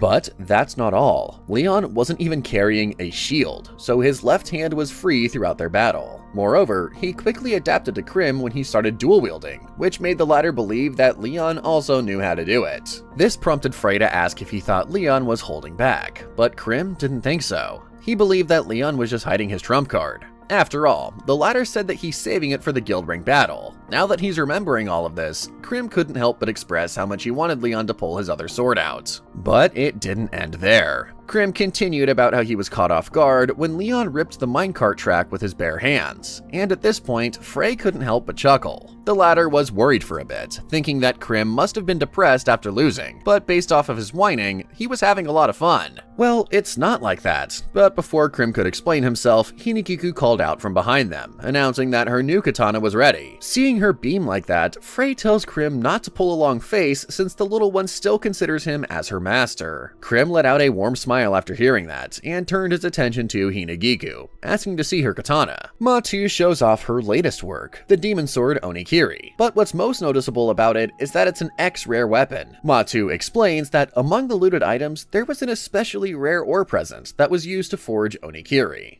With that, the crew finally finished Hinagiku's quest. To their surprise, the little one didn't seem too excited. In fact, she looked a little down. They all noticed this, but it was Freya who asked if she was happy with it. Hinagiku still has her eyes cast down, mumbling her words as Krim finally picks up what the little one wants to say. Krim mentioned how the guild rank battle is coming up, and expressed his wish to have a top-tier vanguard in their party, saying if Hinagiku could join them, then all of them would be grateful. Upon hearing that, Hinagiku perked up and said that she'd join the party, hugging Krim as she said so while the twins looked on with a smile. Matu chuckled, seeing how Krim made quite notable good friends, just as Hinagiku announced that she was now officially Krim's disciple. Just then, Ryanosuke appeared, carrying the money he converted from the ore. He applauds the party for a job well done, because this means he can finally start farming swords again. However, he's a bit puzzled as to why Krim wanted to convert all that ore into cash. What would he do with that much cash? Well, it's about time their party upgraded their equipment, so they're off to Wyndham, the North Quarter shopping district. Now that they're in Wyndham, the crew discusses guild ranking.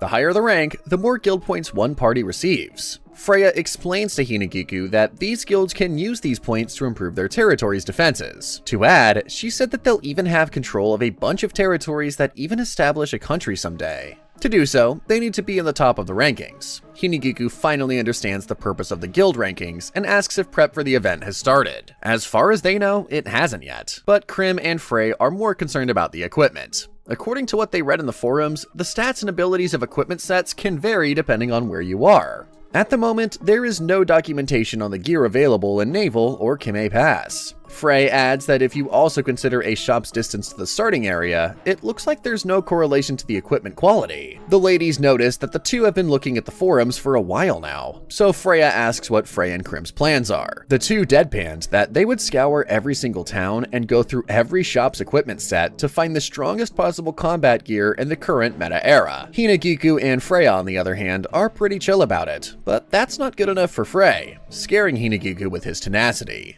Krim stresses that it's crucial to find the right set of gear, because even if some items look similar, they have completely different stats. There's also the style to consider, and the synergy to make sure that it's just right. Frey and Krim went on and on about the particularities of DUO, but it's pretty obvious from their faces alone how much they're enjoying all of it. In the end, Hinagiku and Freya just left it all to the two boys, who were more than happy to lead the equipment tour. The four of them went to different shops with different styles, trying on various fits and equipment sets. They settled for a short break at a nearby shop, and in the end, the boys didn't end up buying anything from all the shops. They decided to try it all and combine the gear together with different sets to draw their strengths, with Krim suggesting they get a start on it ASAP. Finally, they found the perfect gear after multiple shops, only this time the equipment didn't mesh nicely with the others and looked far too bulky on each one of them. Frey thinks it looks cool, but even Krim knows how tacky it looks. It's not really giving aesthetics. Even Freya became self-conscious about her fit, thinking that everyone would stare at her. Now that their fit is set, it's time to look for items, but even the shop teller was scared to see their crew dressed strangely, waltzing around in mismatched armor. Finally, even Krim caved in, saying how much he wants to stop shocking the NPCs based on how they look. Frey agreed to compromise on their fit for aesthetics' sake until one NPC approached them, saying there was a way to change the appearance of their gears so they don't look mismatched. This led them to the Avatar shop, where the lady NPCs were more than happy to give them a fashion makeover.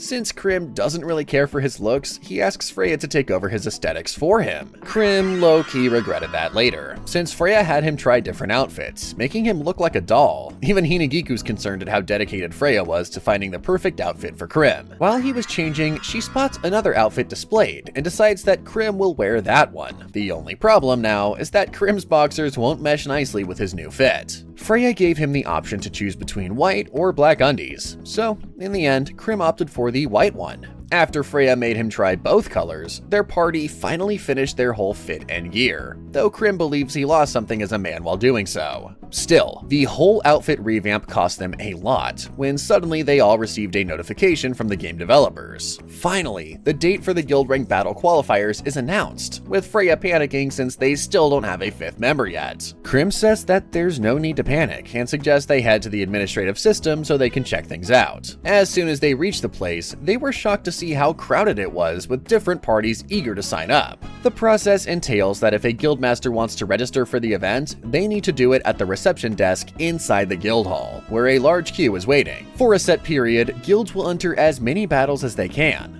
If they win, they go up, but if they lose, they rank down. There are two ways to queue for a match. There's the comp queue, where comparably rated guilds are matched together, and the other is the open queue, where the guilds are suddenly matched up against each other. The top 64 guilds earn the right to participate in the main event, where everyone will be put on a huge map. From there, the guilds would fight it out, like a battle royale. Krim is getting all fired up and was eager to find their 5th member when they heard people clamoring about the crowd favorites approaching. Nord Glacier and Azure Dragon Tempest make an appearance, with more of the powerhouse guilds showing up as they speak. Rather than look in their direction, Krim turned away and said that they were wasting time. They needed to find their last guild member. The other 3 were quick to follow in his tracks. Their party decided to post an ad on the bulletin board, stating that their group, Genocide Abyss, nice to meet you, is looking for a gunner. After posting the ad, their crew walked away, discussing if they should try direct recruiting as well. Mere moments after they walked away, a dark-haired girl looked over their ad and found their party name weird, which is why she decided to look for somewhere else. Krim is back in Naval, where he's explaining the upcoming guild event to Juna and George. Rather than the event, George was more interested in this Saul Leon guy that Krim met. What did he look like? He was low-key concerned that the man was attractive, and true enough, Krim said Leon was tall and handsome. Oblivious to George's feelings, Krim continued about how Leon was also cool, that the twins could only feel bad for poor little George. Thankfully, he didn't have to suffer long, because Ludgar called out to George to help him out at the log cabin. The boy refused, so his father tried to coax him into helping out, saying Krim may start living in Naval if they finish building the cabin sooner. That was all it took to convince George, who was also joined by little Juna. As soon as the kids were gone, Krim thanked Ludgar for housing them. Now, wouldn't it be nice if they could build a nice little guild house out here? Freya couldn't help but entertain the idea, but more important than that, she comments on how Krim's all fired up to take part in the tourney. Frey assumes that it's because Krim's looking forward to defeating Leon, but the latter explains that he has his other reasons too. He pulls out a map and giddily adds that DUO has a territory system, and eventually, guilds would be able to occupy territory. Usually, guilds can do this using sheer force, but it's also possible to win through diplomacy. Starting towns like Wyndham and Valhallant would be excluded from these, but everywhere else is open to conquer, like Naval. Speaking of Naval, Hinagiku suggests that this small town could be their HQ, seeing how it's idyllic and pleasant. Another reason why Krim's on board with this idea is because the NPCs of this game won't respawn after being killed, remembering the mini NPCs now dead because of the PKs they met before. Upon hearing that, Frey voiced Krim's real reason why he wants to establish a base at Naval. His friend wants to install defensive equipment in this small town to protect it from evil players. That sounds about right, just as Hinagiku points out that Naval doesn't have a good defense, unlike Kame Pass. But to do that, they need a heck of a lot of guild points, which is attainable as long as they become part of the top guilds. With that said, Krim states that this is why he wants to join the guild ranking battle. Hinagiku and the twins couldn't agree more, but the problem is that they haven't gotten a single application to join their guild. Looking at the poorly drawn poster, it's gotta be that, right? Or maybe it's the guild's name? Freya chimes that it's the guild's name that's barring players from joining them. Well, there's no use mulling over that, which is why Frey suggested they try a different approach, direct recruitment. The gang returned to Valhallant's free battling area and was surprised to see the amount of people there. From what they heard, some of the top guilds were scrimmaging, which explains why there was a large crowd. True enough, Nord Glacier was standing on stage, and the gang just missed them by a hair's breadth. Just then, they got distracted by the fiasco behind them.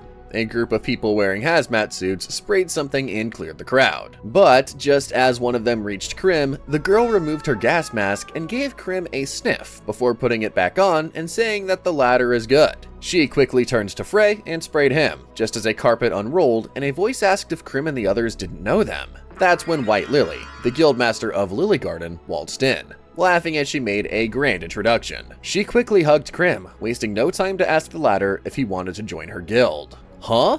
Isn't Lily Garden one of the top guilds in DUO? And they're trying to recruit Krim? Freya couldn't believe it. Are they recruiting Krim to dress her up as a super cute maid and let her do cute maid stuff? White Lily explained that she was not recruiting Krim to the maid guild. She was recruiting him to join her actual guild, Lily Garden. This got Krim all confused. Then who are those maids White Lily keeps dragging around just now? That's when another girl stepped up, claiming their guild, Maid Gang, is made up of sweet, innocent, maid-loving girls to form and master the art of the maid. This made Frey assume that the two gangs are working together, but the leader of the Maid Gang clarified that White Lily's just tagging along with them. She explained that they like to roll out a red carpet daily as part of their practice of perfecting the art of the maid, and that's about the same time that someone strange, aka White Lily, came along. Because of this, every time they rolled out a red carpet, the number of Oju-samas following the Maid Gang increased. In her defense, White Lily and her guild are all nobles, so they can't just walk around on uncarpeted surfaces. Besides, it's a mutually beneficial relationship.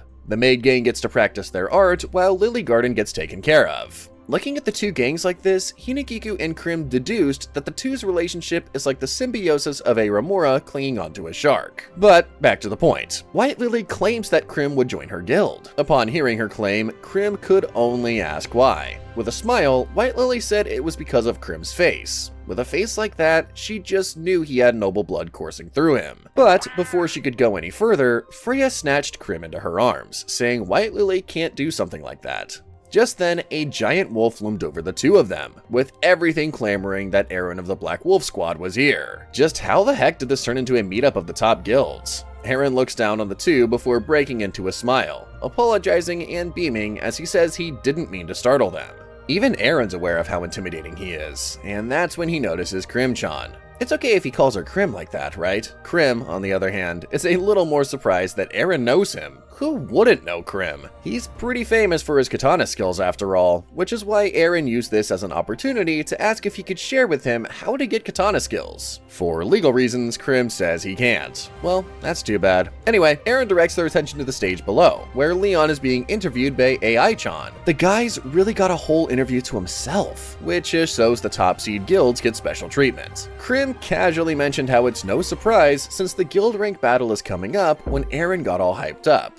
Is Krim-chan joining as well? He adds how he saw Krim-chan's fight with One Night Stand-kun last time. Hinagiku's more curious about this one night stand, to which Freya comments that it's not a word she needs to know. Even White Lily's not aware of this word, something the Maid Gang leader said she didn't need to know. Below, AI-chan asks Leon if he's had his eyes on any guilds, and Leon answers the top guilds: Azure Dragon Tempest, Black Wolf Squad, Lily Garden, 2K Company, and even Black Rabbit. The crowd was a bit shocked that he mentioned the Black Rabbit, while others claim that the said guild has been improving a lot recently. Back to the topic. Guilds aside, is Leon looking out for certain players out there? After thinking for a moment, Leon answered that it was Zhao. No surprise there. This made Krim curious as to what kind of person this Zhao is, since his name comes up a lot. In the interview, Leon continues to explain why he thinks Zhao is definitely one of the players he's looking out for, though he did add that there's another person that crossed his mind. At that, AI-chan became curious, but Leon answered that he was referring to a certain kid in a crimson robe. At the mention of that, both White Lily and Aaron turned to look at Krim in unison, just as two other players called out to Krim. Could this be the player that Leon was talking about? Many other players started assuming it was them, wondering if they were the ones that caught Leon's attention because of their crimson robes. From below, Leon winked at Krim, just as the latter confirmed that Leon was definitely talking about him. Meanwhile, the crowd began to speculate just who this kid in a crimson robe was who was on the same level as Zhao. That's when Frey suggested they leave now since drawing attention to themselves won't do any good.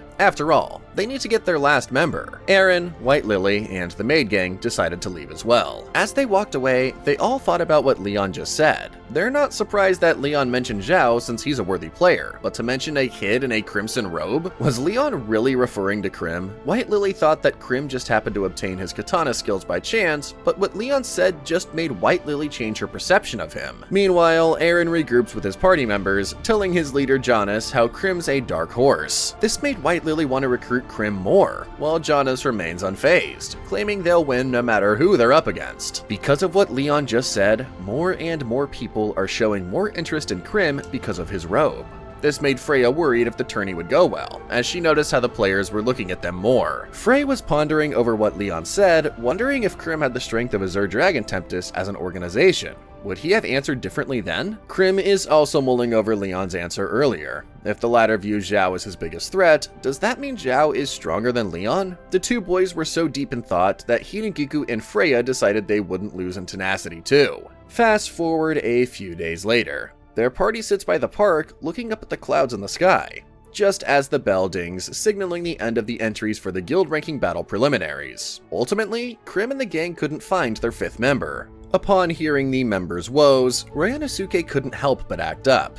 He's their 5th member. They shouldn't be so rude. All 5 of them are gathered at Wyndham Central Park, just as Krim and the others air their long list of grievances to the older guy. Hinagiku couldn't believe it was that bad, just as Ryanosuke reminded them who came and asked for his help. The older dude couldn't even believe how Krim started to beg and cry earlier, asking the former to join them as their 5th member. Well, dramatics aside, Krim thanked Ryanosuke for joining him. The older did help them qualify for the tourney. Upon hearing that, Ryanosuke asks if they're just going to hire a mercenary system for the preliminaries, leaving Krim confused. Seeing this reaction, the older dude explained that just because a player doesn't belong to a guild doesn't mean they can't participate, you know? How did he think solo players took part in the tourney? It's all possible thanks to the mercenary system. For every match, a max of 2 mercenaries can be hired to play for a guild. This way, everyone can participate in the event. Speaking of, Ryanosuke was just about to suggest a certain player in mind, but decided against it. Frey was curious about what the older guy was about to say, but never mind, it's not like they really need mercenaries anyway. If anything, Frey is happy that Ryanosuke is with them again. Hearing him say that also made the older guy happy, adding how he's pretty confident that he can pull his weight this time around. Since it's all settled, Frey suggests they start right away, while Hinagiku asks what their strategy is.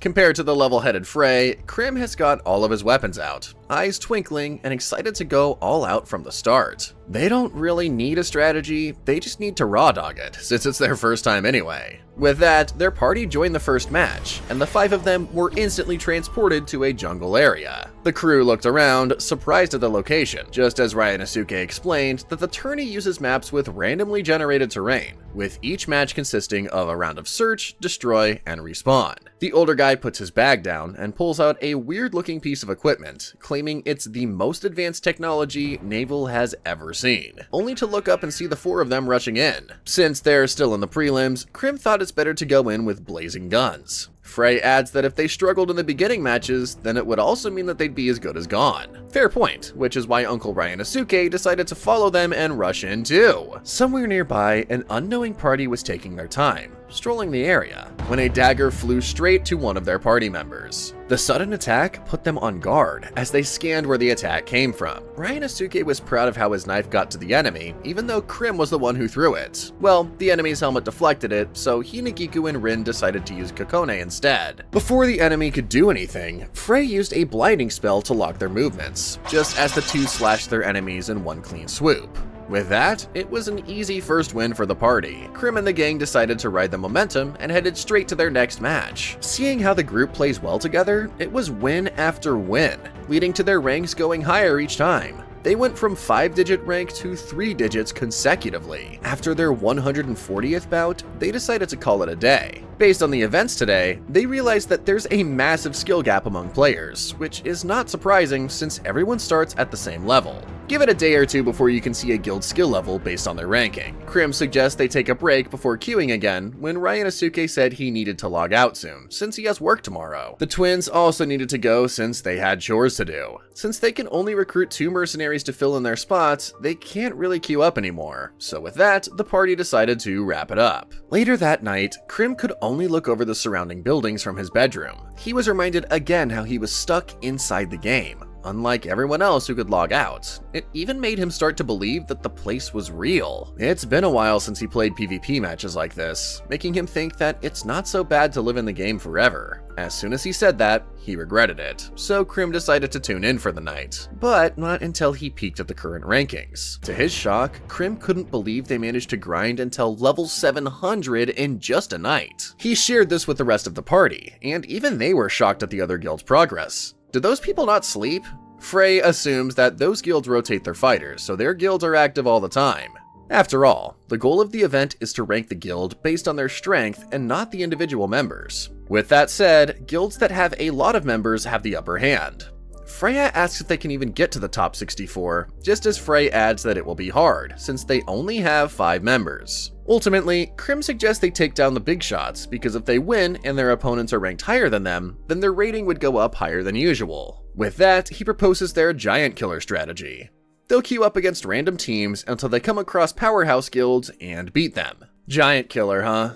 Frey thinks if their strategy works, then the payoffs would be huge, especially if they factor in the win streak bonus. Ryanosuke has his doubts, like, sure, what they're trying to do is feasible, but would top guilds even join the queue? After all, if they're just low-ranked teams, then their party won't win any points. Krim shared how he did a little research last night while everyone was away. Right now, all the top dogs are focusing on random matches. According to Krim, if those powerhouse guilds use the comp queue, then their MMR will drastically decrease. Losing means their win streak bonus gets cut off, and it's not worth the risk. Because of that, the top guilds switch to farming the open queue, where they can just endlessly fight weaker guilds while raking in points with their win streak bonuses. So basically, they're smurfing. With all of that said, Krim's party can hunt down these big shots. The only thing left is that if they're lucky enough to match with a powerhouse guild, because if not, then they'll have to wait for all the regulars to sleep. Based on Frey's knowledge, 2 AM to 5 AM would be the best time to do so.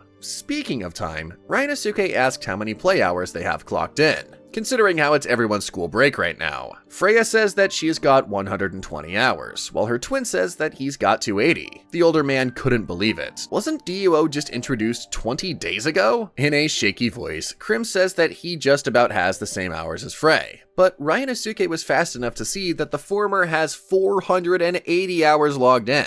This just means that Krim has been practically online since the game went live. Just then, Hinagiku finally arrived. So, with that, the 5 of them started to queue for their match of the day. Their first match was with the Human Phrase party. They were a pretty chill guild, talking about their weapons and having fun. Since they were the first ones on the map, they were waiting for Krim and the gang to appear, only to get wiped out as soon as the latter logged in. Another easy win for Krim and the others, so they moved on to their next match. This time, they're paired with the Abduction Guild, and instantly win against them. The same with the Midnight Journey Guild. They didn't even let their enemies finish their sentences before Krim and his party took them down in a second. So far, their party keeps getting matched with guilds that are ranked in the thousands. Krim found it weird that they hadn't bumped into one of the powerhouse guilds yet. At the same time, he's also curious what their own ranking was. Frey thinks it has something to do with their win streak, so in the end, they just all hope to get matched with a guild that's at least ranked in the top 200. For their next match, they find themselves in a submerged temple wherein almost all the walkways were underwater. That's when Frey pointed out their next enemy, the Noble Knight Ravens, rank 18. Their leader was a hawk-like beastman, asking his party members if they were all aboard Plan E. That's when he noticed Krim's robe. It was crimson. So is this another self-proclaimed rival of Sol Leon? Krim and the others were in position because they finally got a good match, and they're sure as heck not going to let it go to waste. Genocide Abyss has faced many races before, but they've never encountered one like the one they're facing. Krim assumes that they must be some type of beastmen, prompting Freya to ask if he thinks they can fly. Frey told her no, explaining that no one has found that ability in DUO yet, but his main concern is their terrain. Compared to the ones they've played before, the area is pretty cramped. It's practically the size of a baseball stadium. Furthermore, there are these small platforms that you could barely stand on. One misstep and you'll find yourself in the water. Freya and Hinagiku add that the water is pretty deep too, just like an athletic pool. Krim turns to Ryanosuke, asking if he can hold onto his drone and fly, but no can do. The Magius Orb is only good for attacks. That thing can attack? How come they've never seen it before? While Ryanosuke and Krim were busy discussing the orb, Frey was analyzing the center of the field. It has pretty stable footing, though the detour looks a little big. Looking at their options, he weighs in on which path they should take, and they need to decide soon. As soon as he said that, they noticed the enemy was unloading their melee weapons. Krim realized that they were switching to sniper loadouts, so Frey suggested that they take the center and go at it full force. Krim and Frey decided to act on it, jumping straight into the fray, claiming that they'll be goners if they allow the enemy to make the first move and set the tone. Ryanosuke and the girls followed suit, just as the enemy party also decided to push. Krim and Frey didn't expect them to do what they just did. The latter assumed that the enemy would be using a long-range strategy instead. Just as the two parties were about to clash, the enemy party stopped, with the leader of the pack opening its beak to make a battle cry. Soon enough, Krim and Frey couldn't move. They turned to stone. Their party all fell into the deep waters, but the effect only lasted for a moment because the next second, Krim could move again. He starts swimming towards the surface until he sees the enemy freezing the surface of the water. The enemy was trapping them inside the water, but they couldn't freeze the whole lake. Krim looks over to his team and sees they're also stuck and unable to break free. Thankfully, he sees Frey, who seems pretty calm and is thinking of a way to get out of the situation. Krim assesses the situation, and the ice is actually pretty thin, and he can easily break through it. But the moment he exposes his head, he's a goner. It's like playing whack-a-mole, only they're the moles for this one. Still, they can't just remain stuck in the water, which is why he decides to think in the enemy's shoes. Just as the enemy was about to use lightning magic, Krim broke through the ice with a punch, just in time for Ryanosuke's orb to appear. The enemy notices the flying drone just in time for it to shoot them down. This sudden distraction canceled out the enemy cast, and while all that was going on, Krim looked over to Frey as the latter nodded. This is their chance. Krim left Freya and the others under Frey as he quickly swam up to the surface. Meanwhile, the enemy had just managed to take down Ryanosuke's orb, too busy with it, reverting their attention to the hole Krim punched. They were waiting for him to come out, but Krim decided to exit through the ice's edge, making the enemy wonder if this was his idea of a surprise attack. Krim hops onto one of the pillars and quickly scans the surrounding area, assessing that he's now a safe distance away from Frey and the others. Now, how can he get closer to the enemy from where he's at? He's torn between charging up front or using the perimeter, though the latter posed the threat of slipping. The enemy was about to shoot him down when Krim conjured his shadow-heavy weapon and used her spine tomahawk skill. He hit one of the bigger pillars, causing it to crash while the enemy thought he misaimed. But wait, was it intentional? What could Krim possibly achieve by knocking down a pillar? That's when the enemy leader realized Krim was actually making more stable ground. He sees Krim approaching them, but also notes that the rest of Krim's party members are still underwater. Still, he can't shake the feeling that he can't ignore Krim, because if they do, then it would be dangerous for them. Krim uses the fallen pillar as his pathway, running towards the enemy party, causing them to panic and zone in on her. He hears them clamoring, ordering to shoot him down, and one even suggests using petrification, only the skill is on cooldown. As he hears them, Krim deduced that the enemy must belong to a race of cockatrices. After all, he heard one of them call the other Cockachan, and their chicken heads and petrification skills are a giveaway. No matter what, he just needs to keep them away from Frey and the others, though taking at least one or two of them down would be a bonus. But let's focus on the moment, because here comes the enemy attack. 4 shots head-on and 7 incoming homing casts. Krim outmaneuvered the 4 shots with sheer agility, but for the casts, her options are limited. The next thing we know, the attack landed, causing explosions from where Krim was. They were pretty sure they got Krim, only for him to emerge from under the bridge. He used it as a shield. Even the leader of the cockatrices was wowed by Krim's move, but now's not the time to be impressed. They need to stop her now.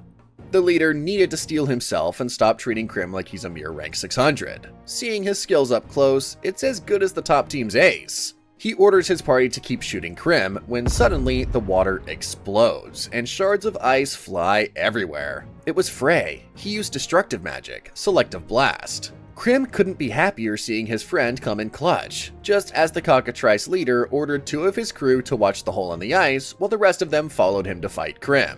He can't believe he let Krim push them, and the more concerning problem is that his petrification skill is still on cooldown. No matter, he decided he'd stop Krim when he was petrified when he noticed the latter running straight to them while covering his ears.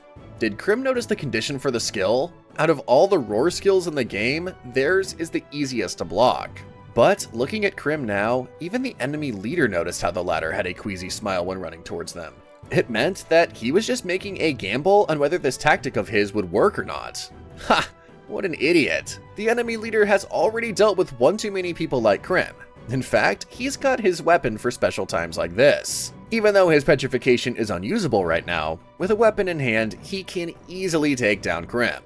He decided to draw him in with a fake roar, his weapon ready to strike. After all, the latter doesn't know the conditions to activate his unique skill, Petrify Beat. He knows Krim won't put his hands down for fear of being petrified, and with both hands on his ears, it's all over for Krim.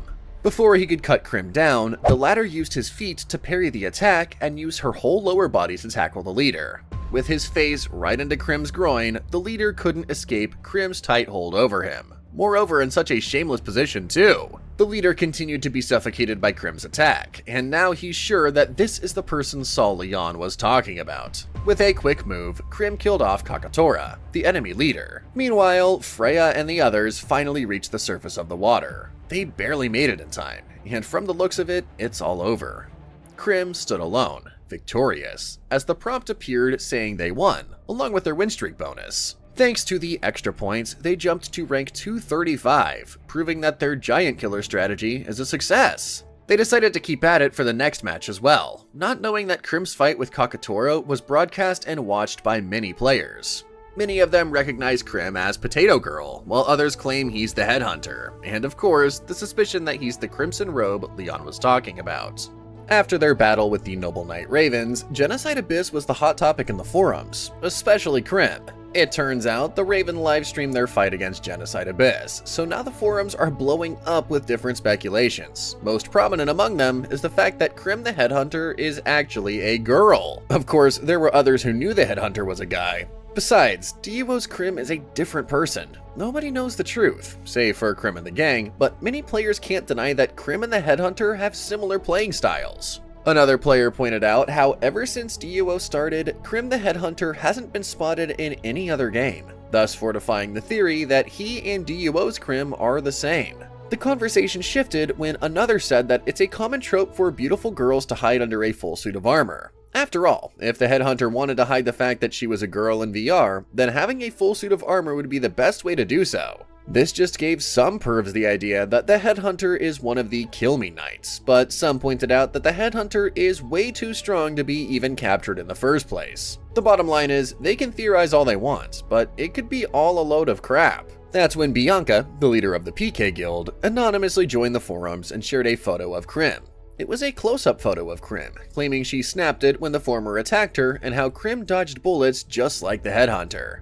Bianca's party mate chimed in, saying people ought to watch out for Krim since he wiped out their party and took all of their items. Upon reading that, another player said he had never heard of the Headhunter party killing, so now the public opinion is swayed again. Bianca uploaded another photo, this time an edited snap of Krim skewering an ally just to attack an enemy. However, the forums didn't buy it because it was a poorly edited photo. The comment section died down when one of the mods pointed out that this kind of topic should have its own dedicated thread and steered the conversation to a different topic. This time, they asked who they thought would qualify at the prelims. Many of them answered Nord Glacier and Azure Dragon Tempest, and what's even more impressive is how both of the guilds aren't even using their best players during the tourneys. Many of them couldn't believe they got cleared by both teams' bench members, but it also raised the following questions. What were the top members doing if they weren't fighting in the matches? Someone answered that the top dogs must be busy improving their equipment and doing raid battles. Speaking of raid battles, an announcement came in back then stating that the strongest monster raid boss, located in Schwarzwald the Black Forest, was finally defeated for the first time. This left many of them puzzled as to who actually took that monstrous beast down. According to the official stats page, the monster had only been cleared once. Well, many of them thought that it must be pretty easy, seeing how the raid boss got cleared in less than a week after the game's launch. But back to the original question, just who was this person that beat the strongest monster, and will they be fighting in the playoffs? While the forums were still hot with many different theories, Krim and the gang were busy celebrating qualifying in the preliminaries. They couldn't be more grateful that the event wrapped up at 10 PM, because if it ended around the wee hours of the morning, then they were totally boned. Now that they thought about it, they asked if Hinagiku was okay, since it had gotten late after all. The little one assured them that it's fine, since they were on spring break. They didn't have any classes. Looking around the pub, it looks like the majority of the players there are feeling festive, although there are a few who are drowning their sorrows for not qualifying. Genocide Abyss ended up at rank 48 with 24,738 points. It turns out that they just needed 22,000 points to qualify for the top 64 teams. If anything, they feel bad for the rank 65 team, since a mere 5 points beat them by rank 64. Both Maid Gang and Lily Garden qualified as rank 13 and 12, respectively, while Black Wolf Squad was at rank 4. Looking at the list of the qualified teams, they already knew who the top two were, Nord Glacier and Azure Dragon Tempest. What's even more shocking is both guilds' points. They're on the 100k benchmark. Since they were already talking about the two teams, Ryanosuke said that he heard the top player barely even participated, making Krim wonder just what Leon and Zhao were up to. Saul finished taking down Nidhogg, the god of serpents, who is also the area boss of the Spring of Havelgmir. He was the first to do so, thus acquiring the title, one who bears the hatred of the strongest evil god. Even Leon admits that he had a hard time solo raiding this one when one of his guild members, Ernesta, informed him that the preliminary round just ended. He didn't sound too enthusiastic, prompting Ernesta to ask if he even cared about it at all. Given the huge carcass in front of them, Leon points out that they should be focusing on the dead monster more. Ernesta wasn't too excited either. It's just a dead snake. The question is, did it drop anything? Saul tells her that it just dropped some basic materials, but he'll check around the area to be sure. Seeing her like this, Leon couldn't help but tease her about how she's a totally different person when Luger, her little brother, isn't around. That elicited a reaction from Ernesta, but back to the topic. She compiled a list of all the guilds who qualified for the preliminaries. They already expected a few familiar names to make it to the list, but surprisingly, there are many others that she's unfamiliar with. Upon hearing that, Leon asks if she thinks there are some interesting guilds there, which she says there are, before proceeding to ask if Krim's guild is qualified. Ernesta checked and showed it to Leon, a little appalled by their edgy guild name. She adds that they qualified in the 48th place, just as Leon proclaims how he wants to fight her in the finals. That prompted Ernesta to ask about Zhao. Shouldn't Leon be more wary of Azure Dragon Tempest? There were even rumors floating around saying he didn't even fight at the qualifiers. Meanwhile, at Azure Dragon Tempest's headquarters, everyone is enjoying the party's vibe, especially with the guild's expanded quarters. In one of the buildings, someone calls out to Zhao, and the latter answers. The girl asks if he's not coming down to join the party since everyone's celebrating for passing the qualifying round. Zhao wasn't even aware that the qualifiers were already over, but instead of hurrying to join the others, he decided to just admire the scenery. Celebrations aside, the girl shifted to a different topic and started to report about Kanatoki, the guildmaster of Tokai Corp. She reports that Kanatoki has been found secretly engaging with PK guilds, and right before the qualifiers ended, Kanatoki was ousted from the guild via a voting system, just as they planned. Hearing that pleased Zhao, who claims that Kanatoki hated him, making the former happy that he's out of the picture now. The new guildmaster sends their thanks to Zhao for their help with the Purge, and adds how they would love to have an alliance with Azure Dragon Tempest. This result was well worth being nice to them, since Tokai Corp is the largest production-focused guild. Compared to Nord Glacier, Azure Dragon Tempest is behind in terms of production capabilities. Things will start looking up soon since they can now have access to better gear. One more thing, this player Krim. The girl believes that he's the Crimson Robe Leon was referring to, plus Krim's guild made it past the qualifiers. Looking at her photo, Zhao just knows that Krim can get past the playoffs and finals too, asking the girl if they should lend a hand to Krim. There was a pause before the girl read through Zhao's plans. He just wants Krim and Leon to crush each other. Oh no, that sounds too mean. Zhao claims that he's just doing all of this out of kindness. With a peculiar glint in his eyes, Zhao proclaims how he's excited for the next round. The gang is back at Naval again, and right now, Hinikiku and Krim couldn't believe their eyes. Freya just arrived, commenting on how their HQ was starting to look good when she noticed the two standing together. As it turns out, the Noble Knight Ravens didn't qualify in the prelims, but Freya had already forgotten who they were until Frey reminded her. They were ranked 18 when they fought them, right? So how come they didn't qualify? Frey was also wondering about that, so he did some digging and came up with two conclusions. First, it's because the Noble Ravens livestreamed their fight, exposing their strategies to everyone. Second, someone must have leaked out info about their unique race and weaknesses onto the forum. Krim theorized that there must be some overlap between the unique races. Just think of all the people who had the option to play as cockatrices. But then they decided to opt for a basic race instead. So, with the full knowledge of their race exposed, the Noble Knight Ravens met their downfall. Krim adds that unique races are naturally gimmicky. If their weaknesses are exposed, they will be totally vulnerable. Since the number of guilds participating in the playoffs is significantly lower than the qualifiers, it's easier for them to prepare against individual players. They'll need to make strategies to handle their weaknesses, their own and each other's. As soon as he said that, Hinikiku rushed off and said she'd be training at Kame Pass. Frey said he'll go check the mercenary leaderboard to see if they can find someone to join their guild. This is where all the mercenaries who participated in the qualifiers are listed and ranked. Frey said that they need to recruit them instead since they can't hire them during the playoffs. With that, he's off to see if he can find any good gunners there. With the two gone, Freya and Krim are the only ones left at HQ. She began opening up about how she's having doubts about whether a player like her should really be competing in the playoffs. Krim assured her that she has gotten much better at combat recently.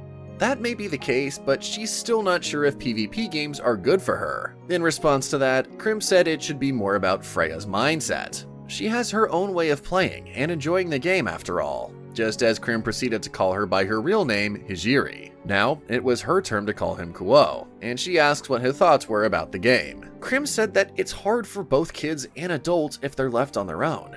Just because people are there for you doesn't mean that they have time for you. For kids like them, it's hard to arrange things like money, safety, or meeting other people. But with games, you don't need all of those. You can go out on an adventure, and you're perfectly safe from any danger. Plus, you get to meet many people who have the same goal as you. Adults prepare a whole world for them, and through these worlds, the older ones send them all kinds of messages. As kids, of course, they want to hear about these messages, which is why they dive deep into this game with all their might. Krim laughed it off a bit, asking Freya if what he just said was cringe, but the latter didn't think so.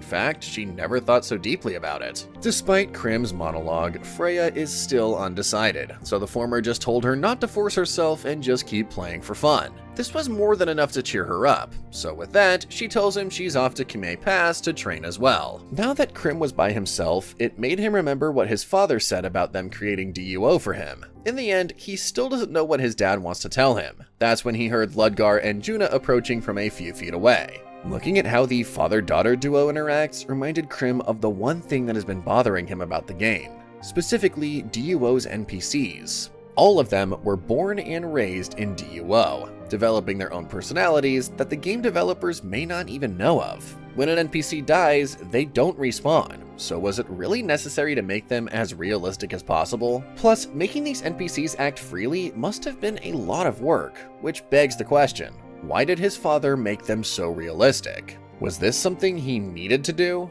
Well, mulling over it won't get him anywhere, which is why Krim decided that now would be a good time to explore his race, Noble Red. He would hate to be the second version of the Noble Ravens, so for now, he plans to understand all of his weaknesses. Meanwhile, at the starting prompt, the goddess wonders if it will be anytime soon. She speaks to herself, saying the adventurers should nurture themselves, surpass their limits, and break out of their shells until the time comes. As soon as she did this, she taps the prompt, where an unknown character's star bar is at 0%.